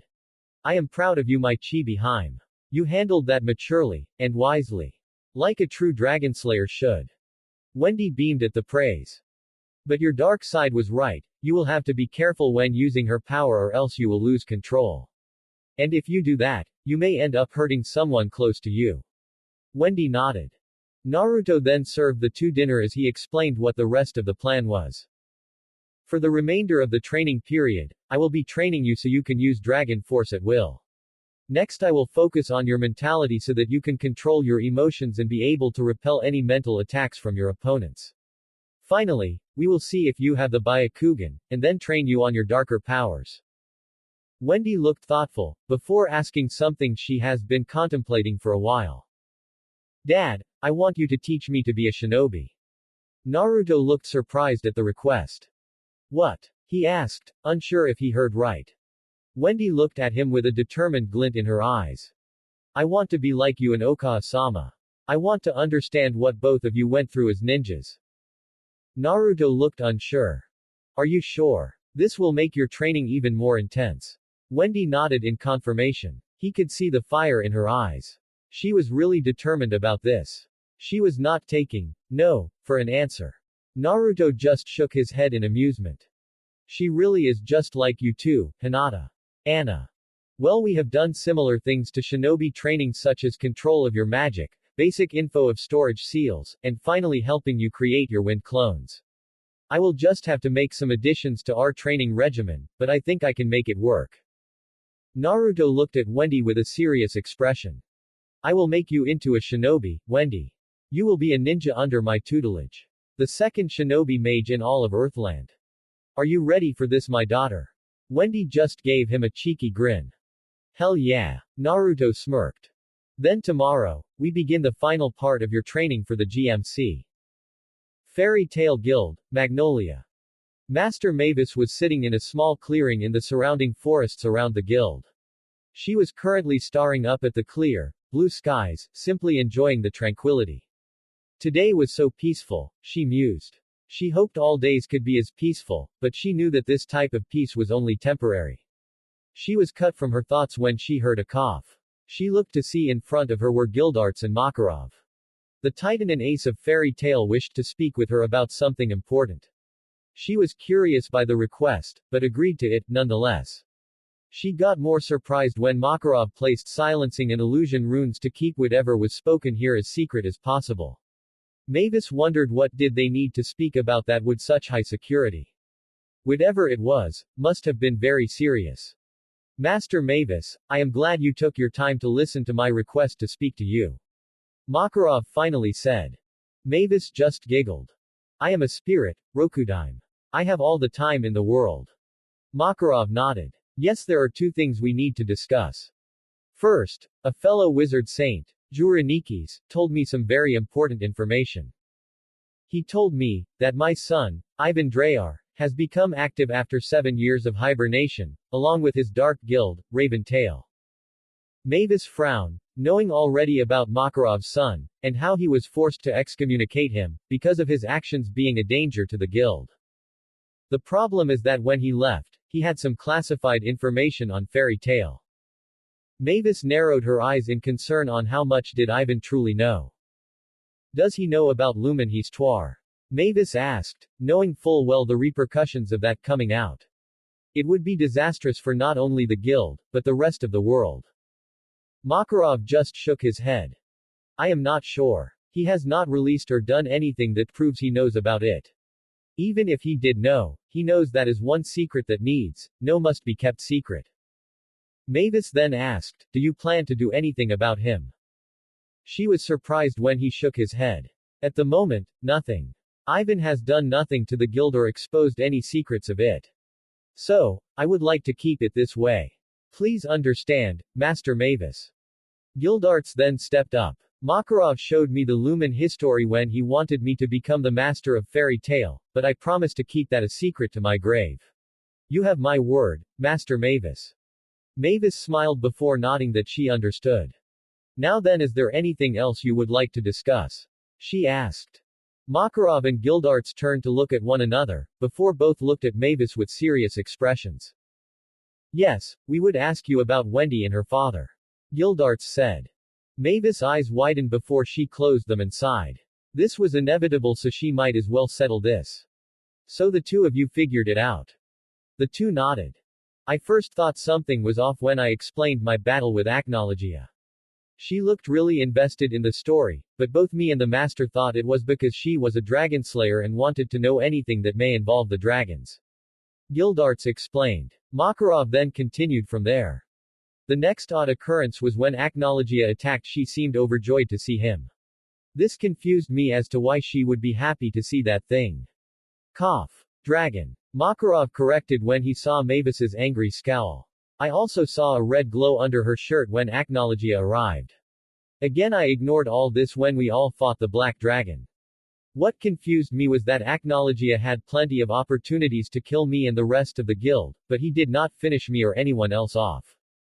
Then the last thing we learned was when Wendy explained her necklace to Natsu and the others, and that it was her father who gave to her. Myself and Gildarts eavesdropped on the conversation by mistake, but we were too suspicious with Wendy's behavior after we returned from Tenro. It all just leads to the same conclusion, Gildarts and I have reached. The two then looked at Mavis seriously. Master Mavis, is Wendy Marvell the daughter of Acnologia? Makarov asked. Mavis looked at the two seriously before sighing and looking down. Leave it for you two to have figured it out. I should not be surprised since someone would have figured out. She then looks up at the two. Yes, Acnologia's true name is Naruto Marvell. He is Wendy's biological father. The two men remained in shock silence. While they had some suspicion, having it proven factual was something else entirely. Makarov merely sighed before pinching his nose in exhaustion. Sometimes I wish I did not have such an analytical mind. There are some things better left in the dark. Gildarts nodding in agreement. Both men wondered what kind of life Wendy had before to be that dragon's child. More importantly, what kind of woman would have the power to ensnare Acnologia into her bed to conceive a child. It was mind-boggling, and honestly frightening. They definitely did not want to meet the woman who had the power to do that. The two were taken out of their thoughts when Mavis spoke. So now that you know the truth, what do you plan to do? Will you question her about? Will you kick her out of the guild? Will you deliver her to the council? The two looked at the first master in shock. However, the look she gave them let them know she was being serious. Showtime. How can you ask something so ridiculous? We don't care about Wendy's past. She could be the daughter of the devil and Kami, but we wouldn't care. She's fairy tale. She's one of us. She's family. Makarov ranted passionately. Gildarts had a steel gaze that said he agreed with everything the master said. Mavis looked at the two men with critical eyes looking for any type of deceit. When she was sure there was none of that, she sighed in relief before smiling at the two. Thank goodness. I can see that you two of you meant every word of it. The two men nodded. Of course we are, Master. We're always truthful when it comes to our family. Gildarts said with a smile. Mavis looked at the two kindly. I know. But you must understand. Naruto did not want anyone to know about his child. The dangers that child would be in were too high for him to risk her identity being known to the rest of the world. Mavis explained. Both the Titan and Ace nodded in understanding. If word ever got out that one of the most powerful being known to all of Earthland had an unguarded child, the hell that would ensue would be unimaginable. They then took notice of how Mavis addressed Acnologia. Naruto. Master Mavis, why did you address Acnologia as Naruto ni? Makarov asked with confusion. Mavis frowned sadly remembering her time with her brother protector, before shaking it away. Gomen, but I can't tell you my history with Naruto ni. I swore to never speak about his past or our relationship without his consent, and I intend to keep that way until we officially meet again. The two men frowned, but knew that Mavis was entitled to her own secrets, but there was one thing they want to confirm. Master Mavis, does Acnologia pose a threat to Wendy or anyone else from Fairy Tail? Mavis shook her head. No. Naruto worships the ground that Wendy's mother stood on. He sees that woman as a goddess, and he would commit suicide before harming the last thing he has of his first wife. As for Fairy Tail, he will not harm us so long as we do nothing against Wendy. How many know about his identity and about his child? Makarov. Right now, the people that know about their identities are you two, myself, the Celestial Spirit King, Wendy, Zirf, Rubal, and the dragons that raised Dragonslayers are the only ones that I know of. The two men nodded in understanding. The two men asked if he had other children, but Mavis said that Acnologia had been very ambiguous when answering that question. So the answer could be yes or no. The two men wondered if there were other kids, who they were, and if they knew the truth of their lineage. Then Gildarts asked something the two men had wondering. Wait. Does Acnologia plan to make any contact with Wendy? Mavis just smiled in response. Well, he already has made contact with Wendy. What? The two men shouted in shock. Mavis then explained how Natsu's group went to the beach to train, and how Naruto appeared before Wendy. She explained how she eavesdropped on their conversation in Naruto's decision to train Wendy to prepare for the games. Makarov and Gildarts just looked at the first master with their jaws on the floor. Makarov was the first to regain his voice. You're telling me that right now Wendy is with her estranged father. The same father known as the Black Dragon of the Apocalypse. This same dragon is training her to improve her Dragonslayer magic for the Grand Magic Games. Yup. Mavis enthusiastically. The two were stunned. They always knew that Wendy had great potential to be a powerful mage, especially since she was a Dragonslayer. But if her father was teaching her, they couldn't imagine how powerful she would become from this. Master Mavis, I have one question. Mavis nodded for Gildarts to continue. What exactly is Acnologia after? What does he gain from all this? What exactly does he want in the end? Mavis thought how to answer, before replying. I am not what exactly what he wants in the end, but I have an idea of what he gains from training Wendy. The two were listening intently. He wants to spend time with Wendy.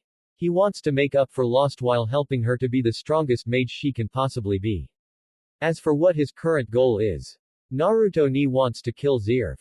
This shocked the two, that's why he appeared on Tenro that day. He hates Zirf with a burning passion. It's a grudge that has been going on for over 400 years.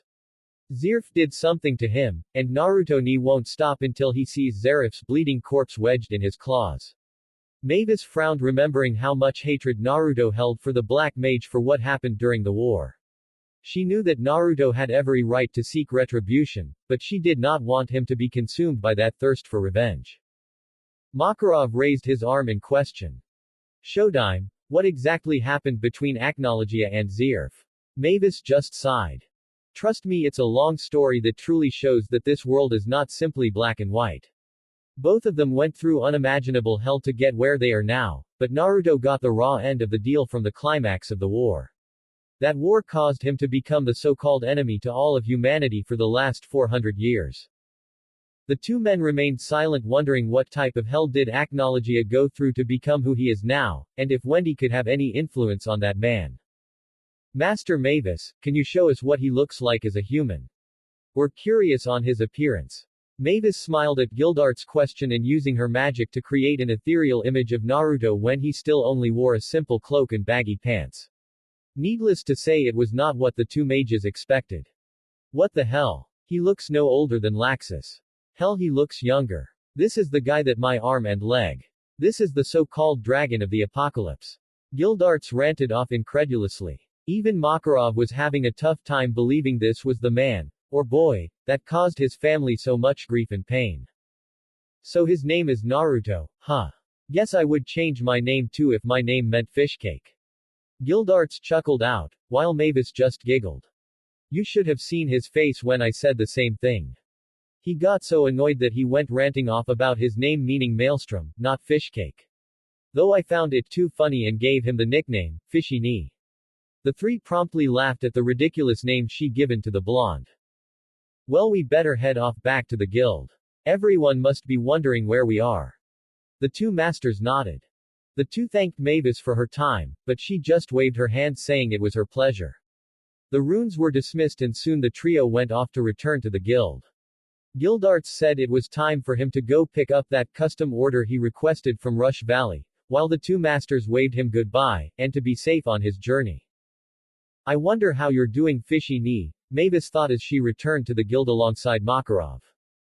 Sabertooth Guild. Hey, did you hear? They said that the fairy tale members that disappeared 7 years ago have returned.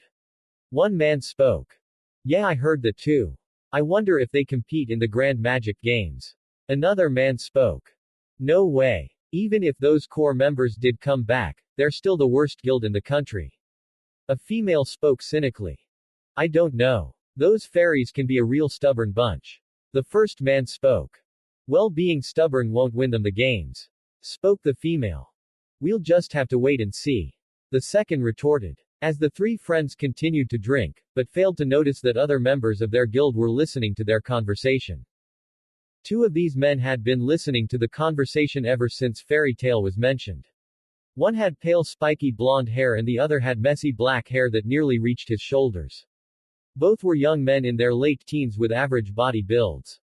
These two were Sting and Rogue. The twin dragon slayers of Sabertooth, the current holder of number 1 guild in Fury. So Natsu-san and the other came back, and are competing in the games, I am actually looking forward to these games this year. What about you, Rogue? The blonde, Sting, asked his companion. Not interested. Rogue retorted. Sting just sweat dropped. Whatever you say, pretty boy. I'm sure that tune of yours will change when you see Gajil. He replied back. Rogue just scoffed before walking away. Sting just sighed before looking at his drink. I finally get to meet you face to face, Natsu. I'll show you who the true Dragon Slayers are. Unknown location in Fury. Makarov. The time has come for me to crush you. Ivan Dreyar said. The world will know the power of Raven Tail. And at long last the Lumen Histoire will be mine, and then the rest of the world. Unknown mountain range in Fury. Hey, did you hear? The fairy tale members that disappeared have come back. Spoke a girl in her late teens with hot pink hair tied in a ponytail with ruby, red eyes. She wore a navy blue cloak that blocked the view on what she was wearing. One of her two companions spoke. Really? That means Natsu, Gray, and the others have come back as well. Spoke the female of the two. She had raven hair with red eyes and wore the same cloak. The first girl seemed to get even more excited. We should go see them, all. Come on, please. We can help get stronger for the Grand Magic Games. What do you think, Jello? You can see Erza again too. She said excitingly. The man with shaggy blue and red tattoo on his eye looked at his two companions in deep thought. You really think they would compete after just coming back after being gone for 7 years? He asked them. Sure, Fairy Tail was reckless and unpredictable, but they weren't that reckless. Were they? The two women just giggled. Jello, this is Fairy Tail we're talking about. If they are anything like we used to know, they'll jump at the chance to show off themselves. Said. Jello chuckled. I guess you're right. But they have been gone for 7 years. The world has moved on without them. They won't stand much of a chance against the stronger mages. Merity then spoke up. That's why we should help them. Ultir can help them achieve second origin. That should help them be a match for most of the competition. Jello scratched his chin in thought, considering his young companion's suggestion. You have a point. That could definitely give them the boost they'll need. Plus we could use this as time to take a break from our hunting activities. The other two nodded. The three of them have been hunting demons, dark guilds, and any connection to Zerf for nearly 7 years. A nice reunion with old friends would be a nice change of pace for them. Plus we can tell them about what we've felt throughout those 7 years during the games and around Fury. They can be our spies for any suspicious activities. Ultir said. Jello also looked at the two with a smirk on his lips. Well then I guess it's unanimous. Let's go see where those members are located at right now. Merity shouted in excitement. Yeah, I can't wait to see Juvia-chan. Merity shouted in joy before running off ahead. Jello and Ultir just laughed a bit at the girl's antics. Your daughter is as energetic as ever. Jello finally said when he calmed down from the laughter. Ultir just nodded. I wouldn't have her any other way. Come on Dad, we need to catch up to her before she gets herself into trouble again. Plus I know how excited you are to see Erza again. Ultir playfully teased before running off to catch up to her daughter. Ha, ha, ha. He responded before going after the two girls. Forest area in a beach resort. A black portal opened and two figures came out.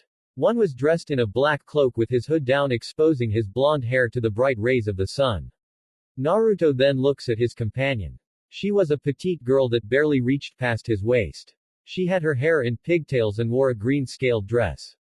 Wendy noticed her father's look and merely gave a cheeky grin in response. Naruto just chuckled and patted her on the head, which resulted in an annoyed pout from said girl. Naruto just continued to look at his daughter with pride. They had finally completed their training camp with a few days to spare before the games begin and 1 day before her friends would return from the celestial spirit world. Wendy had surpassed every expectation that he had for her. She truly inherited his stubbornness and his ingenuity. They managed to increase her offense spells, and not just for her Dragonslayer magic, but also normal spells that fell under her wind affinity to give her more options for magic attacks. She also managed to gain an acceptable level of control of her drive mode and Dragon Force forms. She was even able to make amazing progress with her Dark Half's powers, but she still does not have full control, but the progress she made in less than 1 year was still astounding. Now he may have gone a bit overboard trying to get her to control her dragon from, but you could never be too cautious, especially when it involves Dragonslayers. Plus he did not want to risk Wendy losing control without having some experience in controlling that power. Wendy had made progress with her relationship with her dark half, but she said her other half was still being a little bit stubborn, but willing to cooperate as long as they can get stronger and stand on the top. As for her shinobi training, what could he say? His chibi Heim passed with flying colors. While he couldn't teach her everything, he did teach her all the basics he knew about control, stealth, trap making, seals, and many other things that he had already been incorporated into their training camp. He also taught Wendy some of the skills that Hinata was proficient in. Wendy took it all like a fish to water. Naruto was cut from his musings when they reached a clearing in the forest to the beach, and saw several people rushing past them. Hurry up, today's the last day of the carnival. Yeah, I know. I even heard there's gonna fireworks tonight. Oh, this is gonna be fun. And to think, this is just a pre-celebration for the Grand Magic Games. Not that is something I can't wait to see. The group continued their rush, leaving behind Naruto and Wendy to their own thoughts. A carnival, huh? Haven't seen one since my time in Konoha and they weren't really pleasant, so I stayed away from any celebrations in the village. I wonder what Wendy thinks.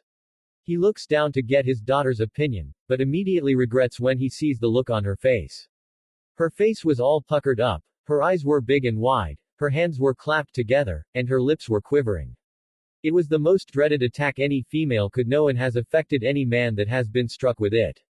Even his father, Thorin, fell prey to it whenever his wife used it. He would even admit to falling to the attack when Hinata, Anna, and the others used it on him. It was the dreaded puppy-eyed attack. Naruto had to sweat dropped at Wendy's usage, knowing exactly what she wants. He sighs before smirking at her. Alright, I get the hint. You want to spend our last day at the carnival, right? He asks. She nodded quickly. Alright, you win. You can drop the eyes. Wendy grew a big smile before grabbing her father's hand and dragging him to the market area of the beach resort. Let's go buy some clothes. We have to look nice for tonight, she said with stars in her eyes. Hell yeah, we need to make sure we empty that old man's pockets. Dark Wendy said. I agree. Wendy thought before giggling evilly with her counterpart. Naruto heard the giggling and had a bigger sweat dropped. Maybe he opened Wendy up a bit too much from her shell. She was getting a little too cheeky, and her dark half was not making it easier. Somehow I know this may be a bad idea, but I'll let it slide. As long as I can make Wendy smile, I'll manage. A few hours later. Hurry up 2-chan. Wendy yelled to Naruto. Hi, was the response he got. Wendy wore a white no-sleeve dress with a red bow around her neck and waist. She had red clips holding her pigtails and wore brown boots with white stockings. She looked to her dad casually walking behind in a leisurely pace. Naruto was not much for colorful clothing and went with the basic black. Yet he made it work all too well. He wore a black shirt under a black, short-sleeve jacket. He wore black jeans with a chain dangling from one side of the jeans. He wore shin-high, black boots. His green necklace was outshining to the world. He wore 2 bracelets consisting of black beads on each arm. He had a skull ring on his left index finger and a silver one with a fire pattern on his ring finger, and finally he had black earrings with silver dragon heads on them. Think of the default clothing for Noctis in Final Fantasy XV. The earrings are the ones Cloud wore in Advent Children, I believe. All in all, Wendy thought her dad looked awesome, although she wished her dad picked brighter colors, but at least he made black look good. She also noticed he was not holding any of the shopping bags they bought, which means he probably stored them away in his pocket dimension. She had to mentally pout at that. Ceiling was too convenient for her tastes. She wanted to see her dad struggle with the load as they were walking around. Here, sister. Her dark half replied. She shook her head from the thoughts she was having. Damn it. I am turning into a sadist, thanks a lot 2-chan. She mentally scolded. Oh come on, it can't be all bad. Plus we weren't causing him harm. We just wanted to see him suffer a bit carrying our luggage. That makes him sound like a servant. Need I remind you, he's our dad. He's expected to deal with annoying shit like this on all daily basis, and put up with it with a smile on his face. I doubt we are a normal father-daughter pair. Wendy retorted. So what? Normal is overrated. Plus he's making the effort, so that is all that should matter. Now we need to focus on the quickest way to empty his pockets. Hi. Wendy thought before she yelled from someone flicking forehead. She looked up to see her father smirking at her. Now what are you and your other self scheming, my chibi Himes? He said with a knowing look. Wendy blushed. No, she had been busted. Abort mission. We've been compromised. Dark Wendy screamed. Nothing 2-chan. Wendy responded rather loudly. Naruto chuckled. Wendy just grabbed his hand and dragged him forward, all the while he was chuckling in amusement. While walking through the different stands, Wendy noticed all of the people staring at them in amusement. However, she noticed many of the ones looking at them were females. And all of them were giving her father looks. Looks that she recognized easily. They were looks filled with lust. A frown appeared on her face. While she had no problem were her dad having some fun, because seriously he needed it, she was not about to let some stranger get into her father's pants. That was reserved to Anna Kachin and Auntie Irene. Wendy's face glowed red before she quickly shook away the blush. She really should not be thinking these thoughts. They were too weird and inappropriate for her. She blamed her dad for this. Ever since the talk she had with him about sex, she could not help but look and admire some of the guys she was seeing. Hell, many of the guys in her guild were quite the lookers as well. Some of the girls were not bad on the eyes either. Dark Wendy replied. Wendy blushed again hearing what her dark half thought. She really did not want anyone to know what her dark half was thinking, she just wanted to focus on one boy in her mind. Yes, focus on him and the dreams we can have of him once we claim him as ours. Please stop, we're too young to think such thoughts. Wendy said desperately in her mind. Unfortunately that was in vain, because Dark Wendy would use any opportunity she could to tease Wendy. What did your dad say about being a shinobi?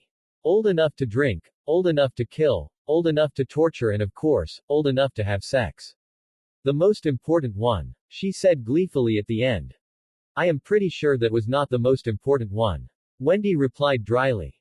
Dark just snorted. So, you heard what he told us, shinobi have a short life expectancy. Hell, mages take huge risks as well with the jobs we take. Maybe so, but I would like to keep some of purity for a few more years. Dark Wendy just scoffed again. Please, our mother was our age when she lost it, and let's not forget about how our dad said mom had similar perverted thoughts like you are having right now. Dark replied, knowing he got her this time. Wendy nearly fell forward remembering how her dad said Hinata Okasama was bi-curious, which he was thankful for creating the sexy transformation to please her. Something she hoped no one would ever ask for. Worse was that Anna and Irene were in the same boat. And it was all thanks to her father. Seriously, were all of her mother's aunts bi-curious as well, because of her father and one damn transformation. Just think about it. All the fun we can have with our boyfriend and bringing a cute female friend to enjoy the fun as well. By this point Wendy had to stop and control the blood coming out of her nose. If she got any more ideas into her head she just might lose it. Wendy. She looked to see her father looking at her blankly. Why yes. If you're gonna have perverted thoughts about your boyfriend and or girlfriend, please wait until we are alone and not in public. He's not my boyfriend yet. Wendy yelled with her face completely red. Naruto smiled and raised an eyebrow. Yet. Wendy clasped her hands over mouth, as her face lit up like a Christmas tree and steam was coming out her head and ears. Ha ha ha ha ha ha. Told you so. You so want him as your boy toy.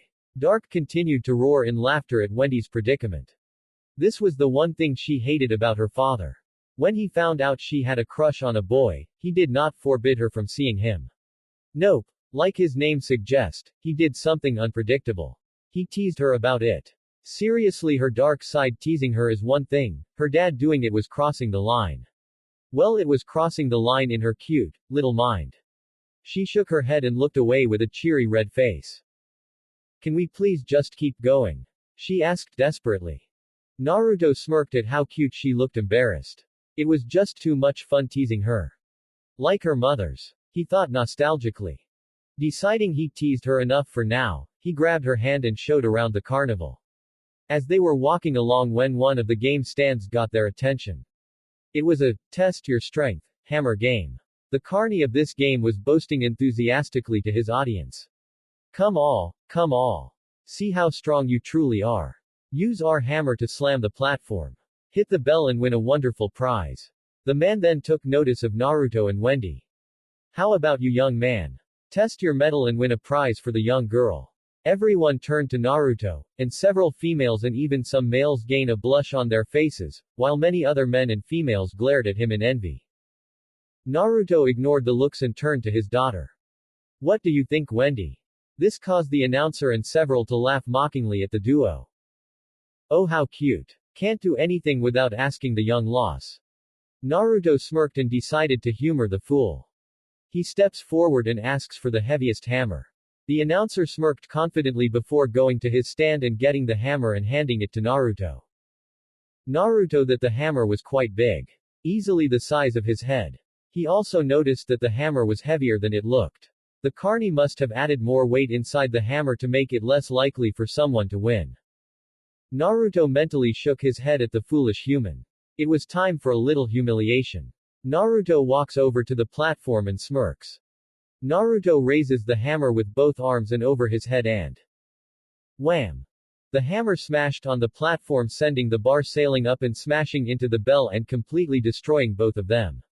Thankfully he held back, or else he would have destroyed more than just the bell and bar.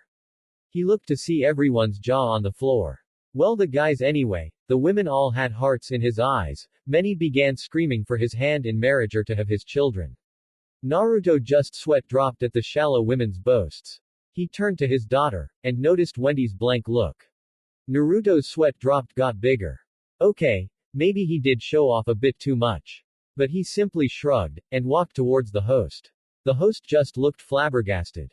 He trembled when he saw the feral smile on the blonde's face. My prize. Naruto finally said. What? The man asked in fear. My prize. Naruto repeated, I won, right? The host just began to sweat even more. Why yes. We have a winner, ladies and gentlemen. In fact, he gets the bonus of winning 2 prizes. Everyone screamed in agreement, seeing the amazing test of strength. Naruto just smiled and looked at his daughter. Wendy, come pick your prizes, now. Wendy had stars and quickly found what she wanted. She too took her prizes and showed Naruto and everyone else what she picked. Naruto was surprised, and so was the audience. Wendy chose an orange fox and a black dragon that looked a lot like Acnologia. Naruto and the audience looked a little dumbfounded. Are you sure? Naruto asked. Wendy nodded. Loss, I am surprised with the fox, but are you sure about that dragon? He's not really the most friendly dragon around. Naruto and several others snorted at that remark. Understatement of the century. Naruto muttered. Wendy nodded again. Yeah, I am sure. The two may look ferocious on the outside, but both are just big softies on the inside. Wendy said cheekily. That caused several people to laugh outright. Acknowledge a gentle, ha. Next thing they'll hear is that he is a loving parent. Naruto sneezed, knowing exactly who was talking about him at that very moment. He looked at Wendy before shaking his head in amusement, before grabbing her so they can go to the next stand. Naruto keeps walking until something catches his interest. A smell he had not smelled in a long time. He looked to see a fairly large ramen stand and it was empty. He looked at Wendy, but was surprised to see her gone. He looks around, but sweat drops when he sees her at a ramen stand. It seems Wendy also gained his love for ramen along with Hinata's love for cinnamon buns. That gives Naruto an idea and quickly finds the closest sweet stand. Wendy meanwhile just ordered 2 bowls of ramen, 1 miso ramen, and the largest bowl of ramen with everything on it for her dad. Are you sure you can handle such big bowls, little girl? The cook asks. The big one is for my dad.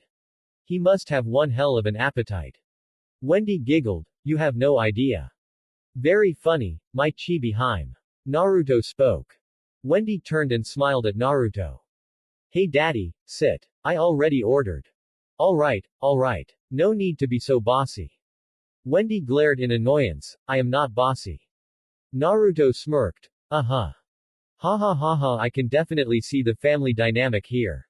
The cook joked. I'll take that as a compliment. Naruto remarked while smirking. Hey, you don't mind answering a personal question? Naruto cocked an eyebrow in curiosity, but shrugged. It was a question. What's the worst that could happen? Why you look so young and be that girl's father? My magic. It has been passed throughout my family for generations. It gives us large amounts of vitality, which equates to large amounts of magical reserves, regeneration, unrivaled stamina and long-lasting lifespans.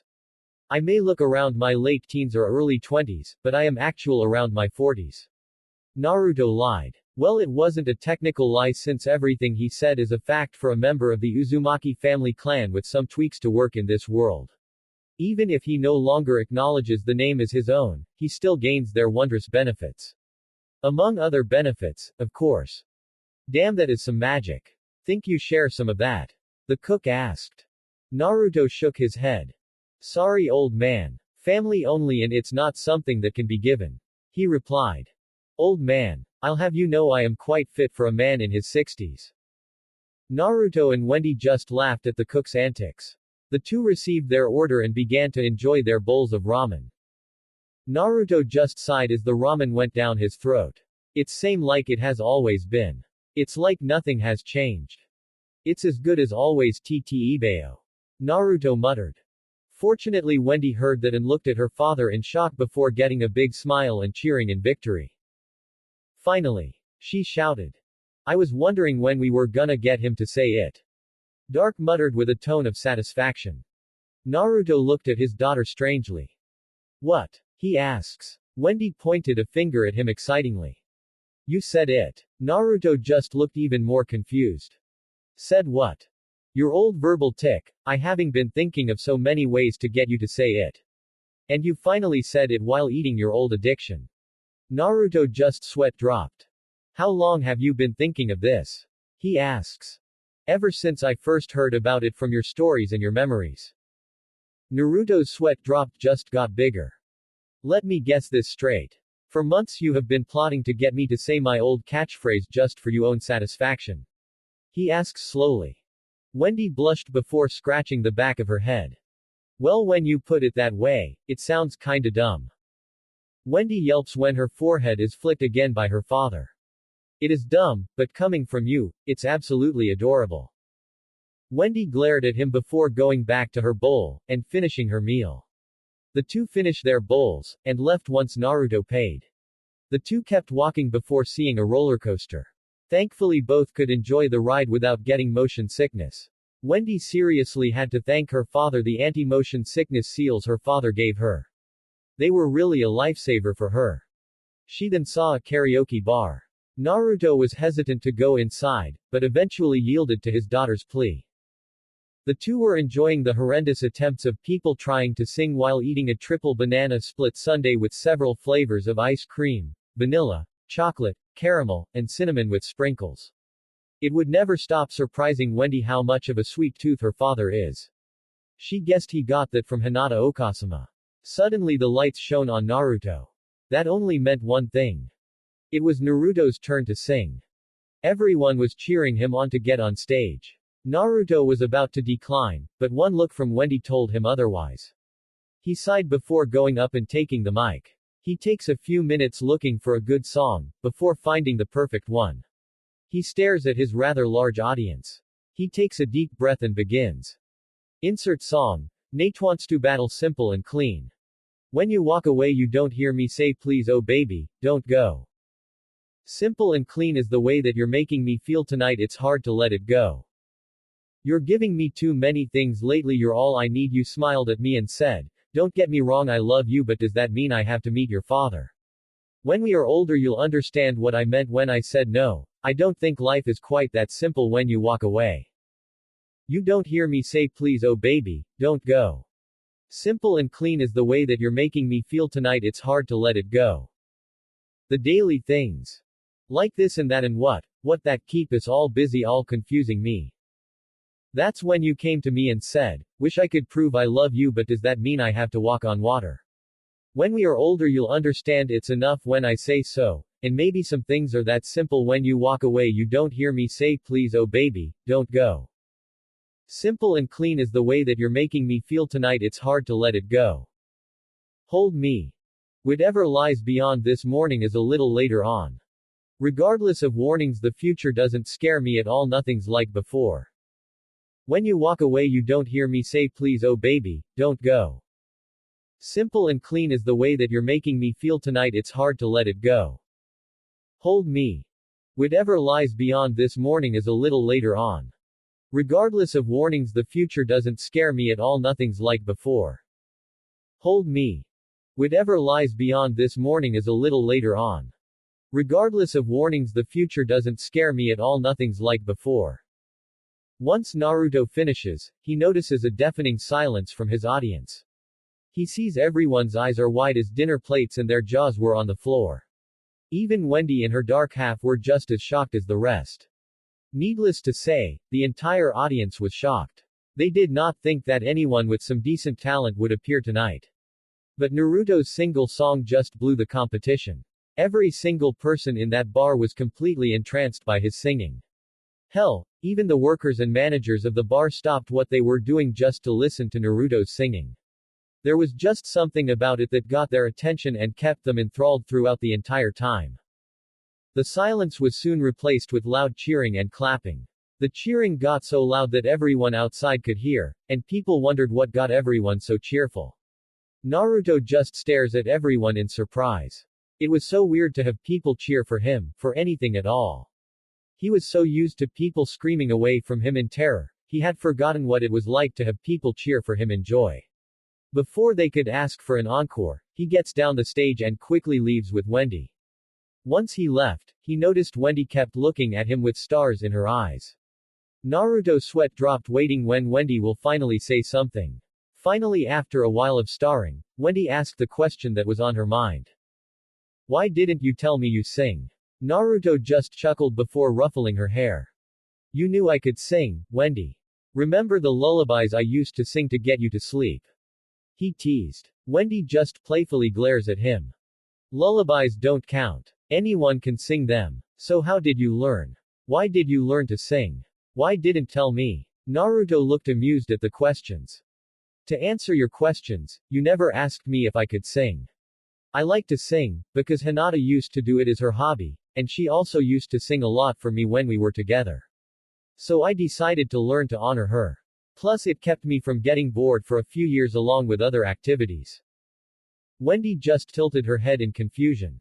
Other activities? Naruto just rolled his eyes. Come on Wendy, you think all I did for 400 years is just destroy or go in hiding. I do have hobbies besides torturing humans, killing, and destroying the shit all around me.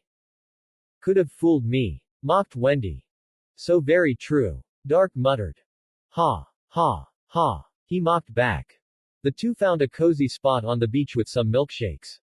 Wendy devours the cinnamon buns her dad bought her while waiting for the fireworks. She didn't have to wait long as the show began that lit up the entire sky for miles. Wendy smiles and leans on her dad. Naruto notices and wraps his arm around her to bring her closer. Best day in a long time, both of them thought. A few hours later, Naruto appears in Wendy's room in the resort with said girl in his arms. It was a long and exciting day for the two dragons. He places her on her bed and was about to leave when he feels a tug to see Wendy looking at him with half-lidded eyes. Can you please stay with me, tonight? She pleads. Naruto sighs, but smiles nonetheless. Naruto changes into more comfortable clothing before setting a futon next to Wendy's. Soon both fall into a blissful sleep. It was the best sleep either had in a long time. The next day, the two were standing in the area where Wendy last saw her friends. The two were going over some last-minute things before Naruto left. Alright Wendy, remember what I told you for the games? Naruto asks. Be wary of Raventail if they appear, watch out for Sabertooth and their Dragon Slayers, Lamia Scale with their own Sky Slayer, and Mermaid Heel with my aunt and mom. Good. Naruto nodded in approval. Are you sure I can't convince you to join my team? She asked, hoping her dad would change his mind. Having him on the team would definitely ensure her guild's win. Unfortunately Naruto shook his head. Sorry my dear, I think that would be a little unfair for the rest of the teams if I participate. Wendy's eyes narrowed in suspicion. You're not planning to participate with your own team, are you? Naruto rolled his eyes in amusement. No my dear. As entertaining as that idea would be, I will stay clear of participating in the games. I will only appear if I have to. You have my world. Plus I think your guild will exploit an interesting rule in this year's games. Naruto said as he shows Wendy a page from the GMC rule book. Her eyes widens in surprise before giving her dad a cheeky grin. Now you have all your equipment and weapons stored in your seals. She nodded. Naruto then smiled. Good, now for some last-minute gifts. Naruto opens his storage dimension, and takes out two books come out. Wendy recognized the two instantly. Mom's album and her journal. Are you sure? She asked, knowing how much her father valued anything from her late birth mother. Naruto nodded. Yeah, I feel it would be better if they were with you. Plus I hope it helps you feel closer to her. Wendy nodded in appreciation before storing the books away. Naruto then gave her two other notebooks with notes of how to continue her training regimen to master her Dragonslayer abilities without him. One last gift for my cute, little dragon princess. Wendy blushed before glaring at him in annoyance for yet another nickname he's gonna call her by. She sees her father bites into his wrists, and was about to ask what he was doing before he brought his hands close together. A crystal orb began to form with the blood going in the orb along with a large amount of wind magic. The process continued for a few seconds before a sphere the size of a beach ball was in his hands. It was dark blue in color and had a glowing white hue in the center. The glow was in the shape of a dragon. Wendy looked in shock, having a very good idea what this was. Is that AAA? Naruto nodded. Yes, a wind dragon Lacrima. With this, you will also be a third-generation dragon slayer. Wendy looked at him in shock. He was gonna give her a dragon Lacrima just like that. Are you sure? Naruto nodded again. Yes, you have earned the title of Dragon Slayer in my eyes, Wendy. So you are worthy of such a gift. Wendy nodded. I am ready, Daddy. Naruto pushes into Wendy. Wendy checks herself. That wasn't too bad. Naruto just chuckles before telling her it was time for him to go. Wendy gave her father a tight hug, which he gratefully returned. I will be watching the games, while I am doing an important project for the dragons. We will see each other again, Wendy. I promise to show up on July 7th. I will fulfill my promise and tell you and the other dragon slayers what happened to your dragons. You have my word. Wendy nodded. Before then, be weary of the games. There is something else going on with royal family.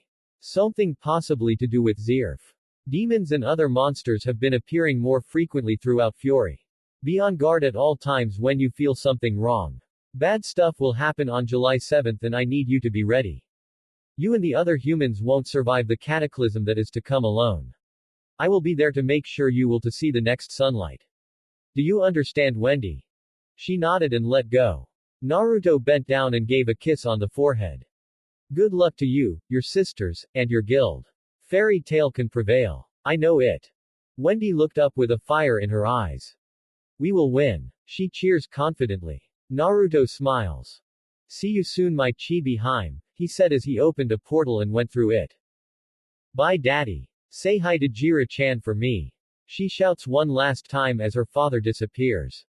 Wendy stood there for a few minutes before turning her head when she hears footsteps approaching her. She sees Jet and Droid jogging towards her. She sweat drops when she feels no change in their magical power. A bright flash blinds the three of them. Suddenly Team Natsu with Juvia and Levi appear. All of them having blank stares on their faces. Wendy's sweat drop got even bigger. Oh boy, looks like they just found out about the celestial spirit world's time difference. This won't end well at all. Hey guys, where have you been? Droid asks. Yeah, the games start in 5 days. Jet shouts. Oh my god. Natsu, Gray, Erza, Happy, and Charla all shout as they all fall forward on the sand. Julia and Levi were hugging each other, crying a waterfall of tears. Lucy was on her knees and shaking her fist up into the air. Mustache Tem, give us back our time. She comically screamed into the sky. Wendy just chuckled. Yup, everything was back to normal for her. It was the middle of the afternoon and Team Natsu, Levi, Juvia, Happy, and Charla were all glooming in sadness. Reason being, all of their time for training time had been taken away in a flash. Now only 5 days remain before the games begin. There was no way they could train in 5 days to compensate for the 3 months lost. Now they were all sulking, wondering how they could fail so miserably. For the last few hours Wendy has been trying her best to cheer them up. Come on guys, cheer up. I am sure we can think of something. She shouted hopefully to cheer up her depressed friends. However, her cheering seemed to get their moods even worse with all of her friends having blank faces. How could this have happened? Erza asked. Our precious training time. Natsu started. 3 months. Just like that. Gray continued. What are we gonna do? Lucky asked out loud. Levi sighed dejectively. I guess we'll have to cancel entering the games this year. She said. While Juvia sighed sadly. Sniff. Now the gap between me and Lily has grown even more. Charla just looked confused at Happy's remark. You care about something like that? She retorted. Wendy just grew a sweat drop at how depressed her teammates are. Her sweat drop got bigger when she heard that Jet and Droid say their magical power has not increased at all. 3 months and nothing has changed. Hell, Droid didn't even lose any weight. I think these 7 years has been the worst for these two.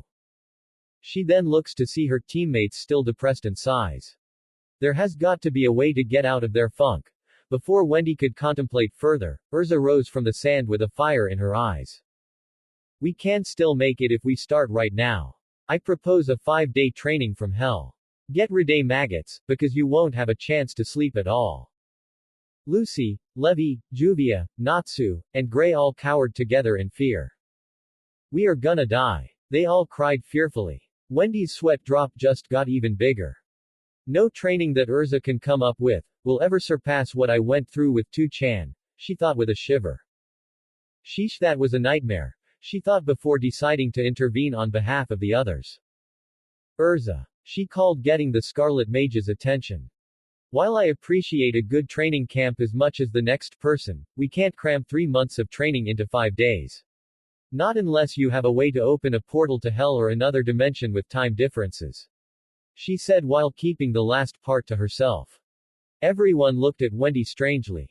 Wendy began to fidget under their gazes.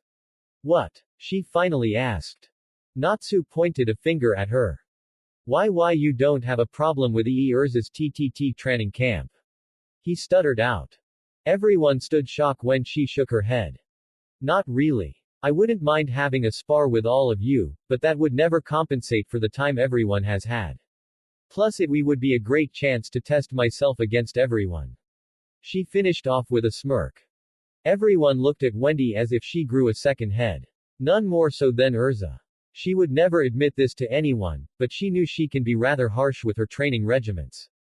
But she feels like that's the only way to get her team to catch up to her skill level. Plus, she feels like that's the best way to bond with her friends. So she had odd ways of showing her affections, sue her. However, she then focused on something Wendy said. She peered into her magical reserves and her eyes widened at what she felt. What the hell? Her magical reserves are off the charts.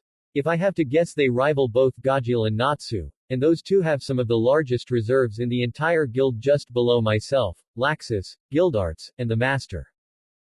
Erza's eyes narrowed in suspicion. There's no way she could have gotten this strong on her own.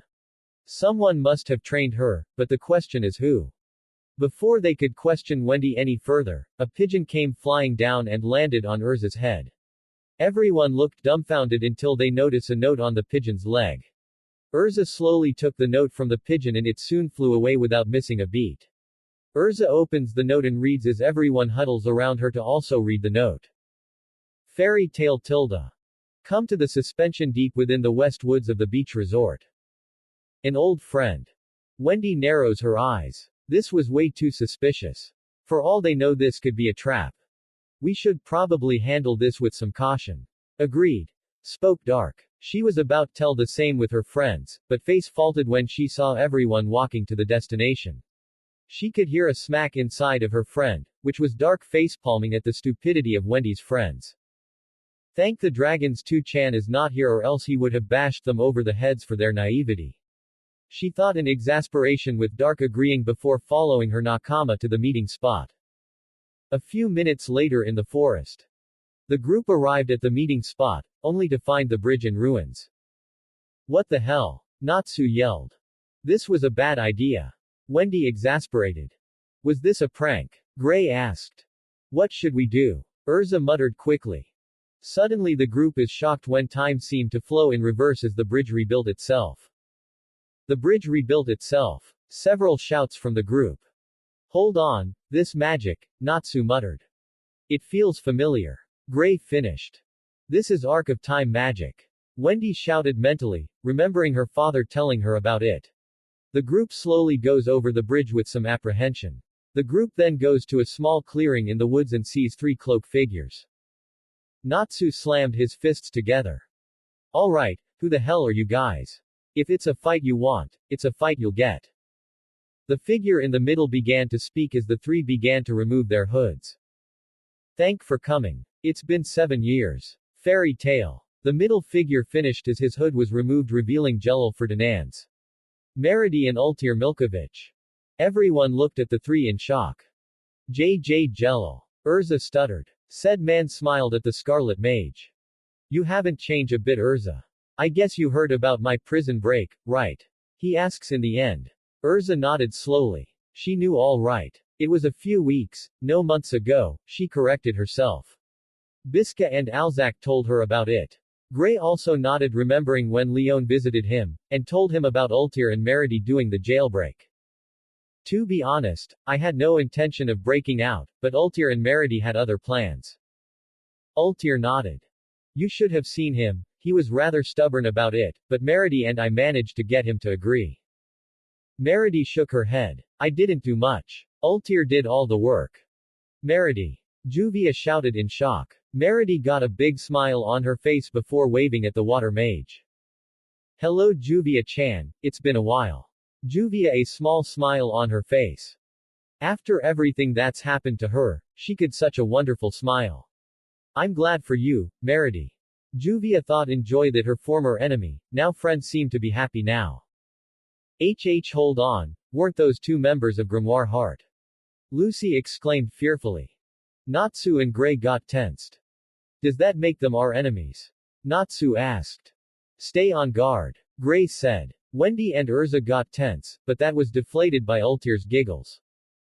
Enemies. We were enemies. But we are not friends, sadly. Merely acquaintances making some small talk. She said with a sad smile. Everyone listened to her intently. The sins we have all committed can't be wiped away so easily. So we have pledged ourselves to save as many lives as we can. That is our way of atoning for our sins. Jelil was the first person I saved, because he was one of the many that suffered because my actions. Erza then spoke up. Jelil. Said man looked at her. Your memories. Have they returned? She asked, feeling very tense at what the response will be. Jelil nodded. Yeah. All of my memories have returned. Erza stood there shocked. It happened about 6 years ago. For the first year of my sentence, the constant beatings caused my memory to slowly return up my jailbreak. He looked up at Erza, his eyes glassy filled with regret and shame. Erza, I really don't know what to say. After everything I did, the fact that you worry about me is a miracle upon itself. I was planning to atone for my sins with my execution, but Ultir and Merity gave me this alternative. Wendy then looked at Jelil in wonder. Does that mean you finally found a reason to live? Jelil nodded. I found several reasons to live now. By the way, Wendy, I am not the Jelil that saved you. Wendy shook her head before she said she found out already. The three have found a common goal with one another. We created a guild. An independent guild. One that is not a dark guild, but not associated with the council either. We call ourselves, Crime Sorcière. Jelil said, shocking everyone. Crime Sorcière. Who hasn't heard of you guys? Droy exclaimed. Your guild has been known for destroying several guilds and demons all round the country. Jet added with Wendy nodded in agreement with what was said, since she heard all this before. It really helps to have a dad that keeps up with the current events of the last 7 years. All three nodded. That's correct. Ultir said. We have one objective. To destroy all dark guilds, evil demons and anything related to Zerf. Evil demons. Everyone asked in unison. Yeah, over the last 7 years, there has been an increase of demons attacking several human civilizations and everyone that lives within it. No one can explain what caused this change, but it's causing a lot of tension in some areas of Fury. Many think it has to do with Acnology's reappearance. Others think it's a sign that Zerf is rising again. Regardless, these demons have become a threat to everyone around the country and several parts of the world. There have even been rumors of kaiju appearing in some areas of Earthland. Jelil said in a grim tone. Kaiju. Levi, Juvia, Jet, Droy, Erza, and Lucy screamed in shock. Natsu and Gray looked confused, while Wendy looked deep in thought. Guys, what are kaiju? Natsu asked. Everyone looked like he grew a second head. Natsu, kaiju are gigantic demon-like creatures that have been around for millions of years. They even predate almost all sentient life on Earthland, possibly even the dragons. These beings are considered to have legendary status and many are said to rival and surpass even a dragon's power. Some have even been worshipped as gods. Everyone turned to look at the one who explained in surprise. Wendy scratched the back of her head in embarrassment from all the staring. She was still not used to being the center of attention. And you're doing a great job avoiding it. Dark sarcastically remarked. Wendy knew she screwed up with the suspicious looks that many of her friends were giving her. Before they could voice it, Jelil spoke again. That's correct. Lately, more and more sightings of creatures that match kaiju have been appearing all around the world, especially some in fury, yet no one can understand why this has only begun in the last 7 years. Do you think it has something to do with acnologia? Natsu quickly. He wanted to know if that bastard lizard had something to do with this. However, his hopes dropped when all three shrugged. Honestly, no one is sure. Ever since his attack on Tenro, he's disappeared once again. No one has seen him again since that day 7 years ago. Everyone from Fairy Tail, minus Wendy, clenched being reminded of that day. Jelil's side know how frustrating it has to be for them, but they needed to get back on track. Our objective is to hopefully destroy all dark guilds and all remnants of Zirf and hopefully stop the creation of dark guilds from ever occurring again. Really? Natsu sounded excited. That sounds amazing. An impressed Lucy said. Gray looked confused. But wait. If your intentions are righteous, why not become an official guild? He asked. Said members looked a bit sheepish. Because I am a fugitive. Jelil with a teasing smile. Plus Altair and I are former members of a dark guild. Merely said sheepishly. The reason we called you was not just to catch on what's been going on. Altair spoke up. We heard you were planning to enter the Grand Magic Games, right? Everyone's sweat dropped. Why yeah. If they notice it, none of the 3 mages called them out on it. Well, we would like you to do us a favor. We want you to be our eyes and ears during the game. Everyone titled their heads. Why do you need us to be your eyes and ears? Levy asked, but Wendy had a sneaking suspicion on what they were about to ask of them. Her fears were confirmed by Jelil. During the years of the GMC there have been malevolent magical force accumulating around the capital city. This accumulation has always occurred during the GMC only, and not during any other time of the year. Wendy narrowed her. It was just like her father warned her. There were dark forces in the games, and her father told her that it has some link to the royal, but without any proof she can't barge right at them with any accusations. Malevolent magical force? Natsu asked in slight concern. But the GMC has a collection of guilds from all over Fury, right?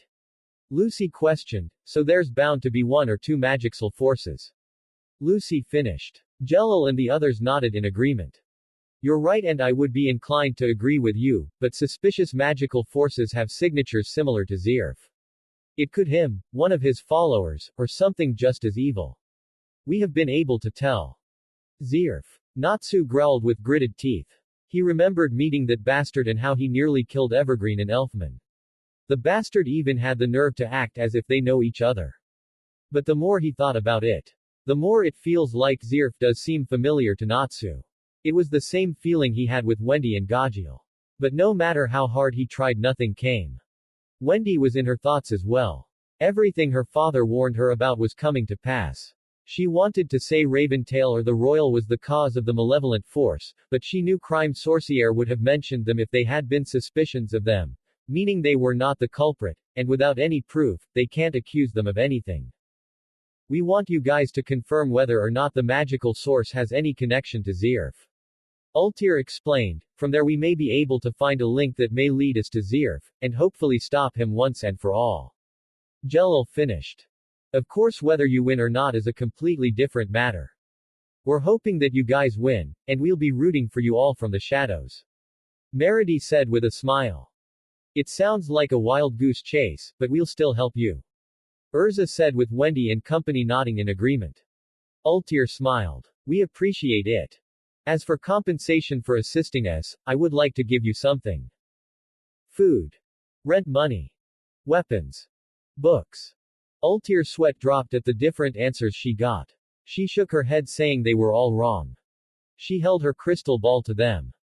With my new and improved Arc of Time magic, I can increase your magical ability. Everyone said, except Wendy who had a good idea of what she was talking about.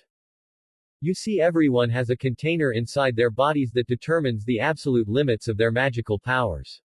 When it becomes empty we are unable to perform magic anymore until it's refilled again. This happens when our bodies converts the raw ether nano we absorb from the atmosphere into magical power to refuel our container. Everyone nodded in understanding the explanation. However, research in the last few years has shown us that there is a part of the containers that is not normally used.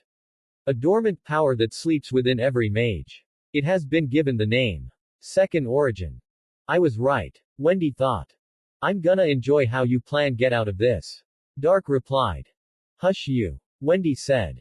My magic has the power to evolve your containers to incorporate those dormant portions. In other worlds, by giving you the power to Second Origin, I can give you all a boost to your magical powers. Yes. No thanks. Everyone screamed in Joe. Wait. What? Everyone turned to Wendy with shock expressions. Wendy scratched the back of her head in embarrassment. She may be able to talk more freely, but she still got meek when she had so much attention towards her. Dark smacked her head again for Wendy's blunt way of replying to Ultir's offer. Her dad was rubbing off on them. Wendy what? Her team screamed. Hey. I said no thanks. Why, I appreciate the gift, I don't need it. She said. Everyone looked like she lost her mind. Why would Wendy deny such an offer? Wendy, why would reject this? This could really help us. Lucy said, trying to figure out why the youngest member of their team was acting so strangely. Wendy shook her head. The reason is because I don't have a Second Origin available to me. At least not the way you think. Wendy replied, but kept the last bit to herself. Ellipsis. What? Everyone screamed. Wendy had to slightly cover her ears from all the screaming. You must be wondering why I can't achieve Second Origin, correct? They all nodded. Well, the truth is that I have an odd medical condition that I was not aware of. This condition became apparent to me by my sensei who trained me for the GMC. Now that rose some eyebrows. Someone actually trained Wendy. He said due to some complications during my birth, my Second Origin became lost to me. Wendy explained to her friends, even if the entire thing was a complete lie. Although it was better to lie than tell them the actual truth for now. Yes, sorry about absorbing your Second Origin. Dark muttered, but Wendy mentally said she was not at fault. That was an interesting thing that her father discovered during their training trip. Naruto had every intention of unlocking Second Origin for Wendy, but discovered like Ultir, she none. They were all perplexed until he realized what happened. When Kurama's chakra began the merging process, it took more than her dragon half and dark side. It took her Second Origin with it. So technically she still has it, but until she fully merges with Dark Wendy, all that power would not available to her. But she was fine with that, since having all of her father's training in Second Origin would make her a bit op and throw off the team dynamics. She was the support with offensive capabilities. But if she began being a front fighting all the time, there would be no one to assist the others when they truly needed it. Wendy shook herself from her thoughts when she heard Erza call her name. Sorry Erza, can you repeat the question? She asked. Wendy, who was the one who trained you? Erza asked. She was curious at who was able to make Wendy so strong and knew about her condition. Wendy beamed a huge smile. My two-chan trained me. This is becoming a theme with them when it involves us. Dark deadpan. Hi. Wendy replied back. You're what? Everyone screamed, especially Carla. My dad came after you guys disappeared. We had a long talk and at the end he offered to train me for the GMC, which I took. Now everyone stared at her dumbfounded, especially the fairy tale members. Wendy's estranged father, the same father that Wendy claimed to more powerful than any one of them, actually came back to Wendy and offered to train. Carla looked aggravated at this. She did not like that Wendy was hanging out with a suspicious stranger. Regardless of their blood relation. However, before she could verbally voice her displeasure, she felt Wendy give her a glare that screamed, "Drop it." Carla growled mentally at this. It has always been like since they were in Kate's shelter. Every time she spoke negatively about her father, she would voice her displeasures to her. However, her time in Fairy Tail has given her more confidence in herself and it seems being with her father has increased it even more, if she is willingly able to glare at her now. Wendy, how was the training with your dad? Levy asked. Everyone got a bit apprehensive when Wendy shivered from the question. Wendy gulped before answering, well, I can tell you it was literal hell, but it was beneficial. Honestly, it makes anything Erza could do look like a summer camp. Everyone from Fairy Tale paled from that. Her father couldn't be that crazy, right? If only they knew. What's he like? Erza asked. She was curious of this individual. She wanted to know more about him. Wendy hummed. Well, I can that my dad is. Everyone closed in anticipation. Complicated. Q-face faults from everyone. Wendy chuckled at her friend's reaction. Sorry guys, but my dad kinda asked not to delve too much about him. He's a rather secretive person. Natsu then asked something. Well, what can you tell us? Can you tell us what he taught you? Wendy hummed again. Well, I don't want to spoil the surprises, but I can give you a few hints. Everyone listened on intently. He helped me complete my Dragonslayer training. Since I never finished my training with Grandini, he rectified it. He also taught me some spells with my wind affinity and taught some things about seals, and some other fallbacks if I couldn't use magic. Finally, he taught me how to be a shinobi. Everyone tilted their heads in confusion. Shinobi. Wendy just giggled and just said that would be a surprise. Did you just train for 3 months with your father?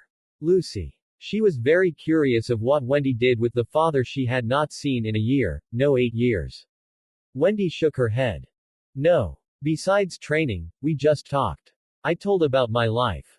My adventures with Fairy Tale, and all the friends I made. He was really happy that I was so far having a good told me everything about himself. What he was like. What he has been doing. Where he was all this time. I learned everything about him. He can be rather quiet and cryptic, but he does worry about me and those close to him. It's just he has a hard time showing it sometimes cause it's been such a long time since he's shown his softer side. But I managed to see it a lot. He even took me to carnival and it was best day I could ever ask of him. Everyone smiled at that, except Carla. Good for Wendy. She deserved to have quality time with her father, and they were glad that her dad went to great lengths for her. Though Lucy and Erza felt a slight tinge of jealousy. Lucy never had a good relationship with her father, and even when things were looking up, she disappeared for 7 years and he passed away in that time. Although she was glad he did love her, but she have loved to hear it from his mouth. Erza was in a similar. She never knew either of her parents and wondered if either of them loved her unconditionally like her family did in Fairy Tale. On some days, she would look up into the stars and always wondered what could have. In 2 distinct locations and far-off locations, a blonde-haired man and very beautiful redhead sneezed. Ultir said that while this gossip was fun, they should get back at everyone getting second origin. Ah! Natsu shouted as he withered on the ground in pain. Everyone, minus Meredy and Wendy, looked on in shock. Was it supposed to be this painful? Lucy asked in fright, and worry for Natsu. Ultir giggled at the question. Come now. You didn't think unlocking one's potential would be so simple. It was gonna be one hell of a journey. Wendy nodded. You can say that again. Shivering from the phantom pain. Sheesh, her dad knew how to dish out pain. I feel sick looking at this. Lucy said. How bad is the pain? Gray asked. You really should not ask that. Wendy said. Want to have a sensory link? Meredy suggested. Hell no. Meredy just giggled. Wendy's sweat drop. Ah, Meredy, you even gain a sense of humor. Even if it's a little sadistic. Juvia Thogot. I'm gonna cry. Levy said. Let's get the hell out of here. Droy. Jet. Wendy just sweat dropped at the 2, before she noticed 2 others were missing. Where are Erza and Jelal? She asked. Ultir hummed in thought. I think the 2 went somewhere to talk in private. She replied. Juvia perked up at this before getting an idea in her head. Let's go somewhere in private too, Gray-sama. She said as she grabbed his arm and dragged him away. Gray looked a bit worried, but he couldn't hide the small blush on his face. Meredy smiled. At least those 2 are making progress. Erza and Jella were on a sandy beach with Jelal on top of her. How the hell did this happen? Well, the 2 decided to talk in private. The main topic being about Simon and Jalal's idea about redemption and whether or not he deserved to have it. Erza did not like the bullshit he was spewing, and that ended with the 2 of them rolling down the small cliff. Jalal's eyes softened. You always were right. he finally said. Erza shook her head. No, I'm not. I always tried to stay alive, no matter how clumsy I was. Erza. Jello. The two inched closer and closer until their lips met. It sent a jolt of pleasure between the two. Erza moaned as she deepened the kiss with Jello, returning it with vigor. A passion awoken between the two. A passion that had been waiting to wake up for several years, and now that passion has awakened. Needless to say, it was a night neither could forget. Later that night, everyone was in their rooms, moaning in agony from the phantom pains of unlocking their potential. Erza, Wendy, and the others were outside. You made all unable to move for the rest of the day. Damn lightweights, Erza said fondly. Everyone just sweat dropped with Wendy giggling awkwardly. Hell, how are you still moving? Meredy asked, completely baffled that the crimson-haired mage was walking like nothing happened. Wouldn't be surprised if Second Origin was opened from the beginning. Jello and Wendy thought with dark humming in agreement. Regarding the tournament, I'll try and be in the shadows to root for guys. Jello said. I really want to watch the tournament. Meredy pouted. In disguise. Ultir teased. Never mind. She replied with everyone else giggling, chuckling. Erza and Wendy waved them goodbye. This isn't so bad as our answer. She shot. Nay, Erza. Happy called out. Erza then looked to see Happy drawing something. She looked to see a heart with a single word in the center. Jerza. When is the wedding and when can we expect kids? He teased. Next thing Happy knew, he was sailing in the air straight to the moon. Erza looked to see Wendy blushing a very bright shade of red. Damn, we need to step up our game, or our sister is gonna beat us. Dark remarked, but was ignored by Wendy. Wendy then got a mischievous idea in her head. She looked up and gave Erza a cheeky grin, a grin Erza did not like since it reminded her too much of Mirajan. Why, Erza, I did not know you wanted to get married so badly. Can I be one of the bridesmaid or maybe even the flower girl? Erza blushed a shade of red even deeper than her hair. I am not desperate to get married. She screamed to the heavens.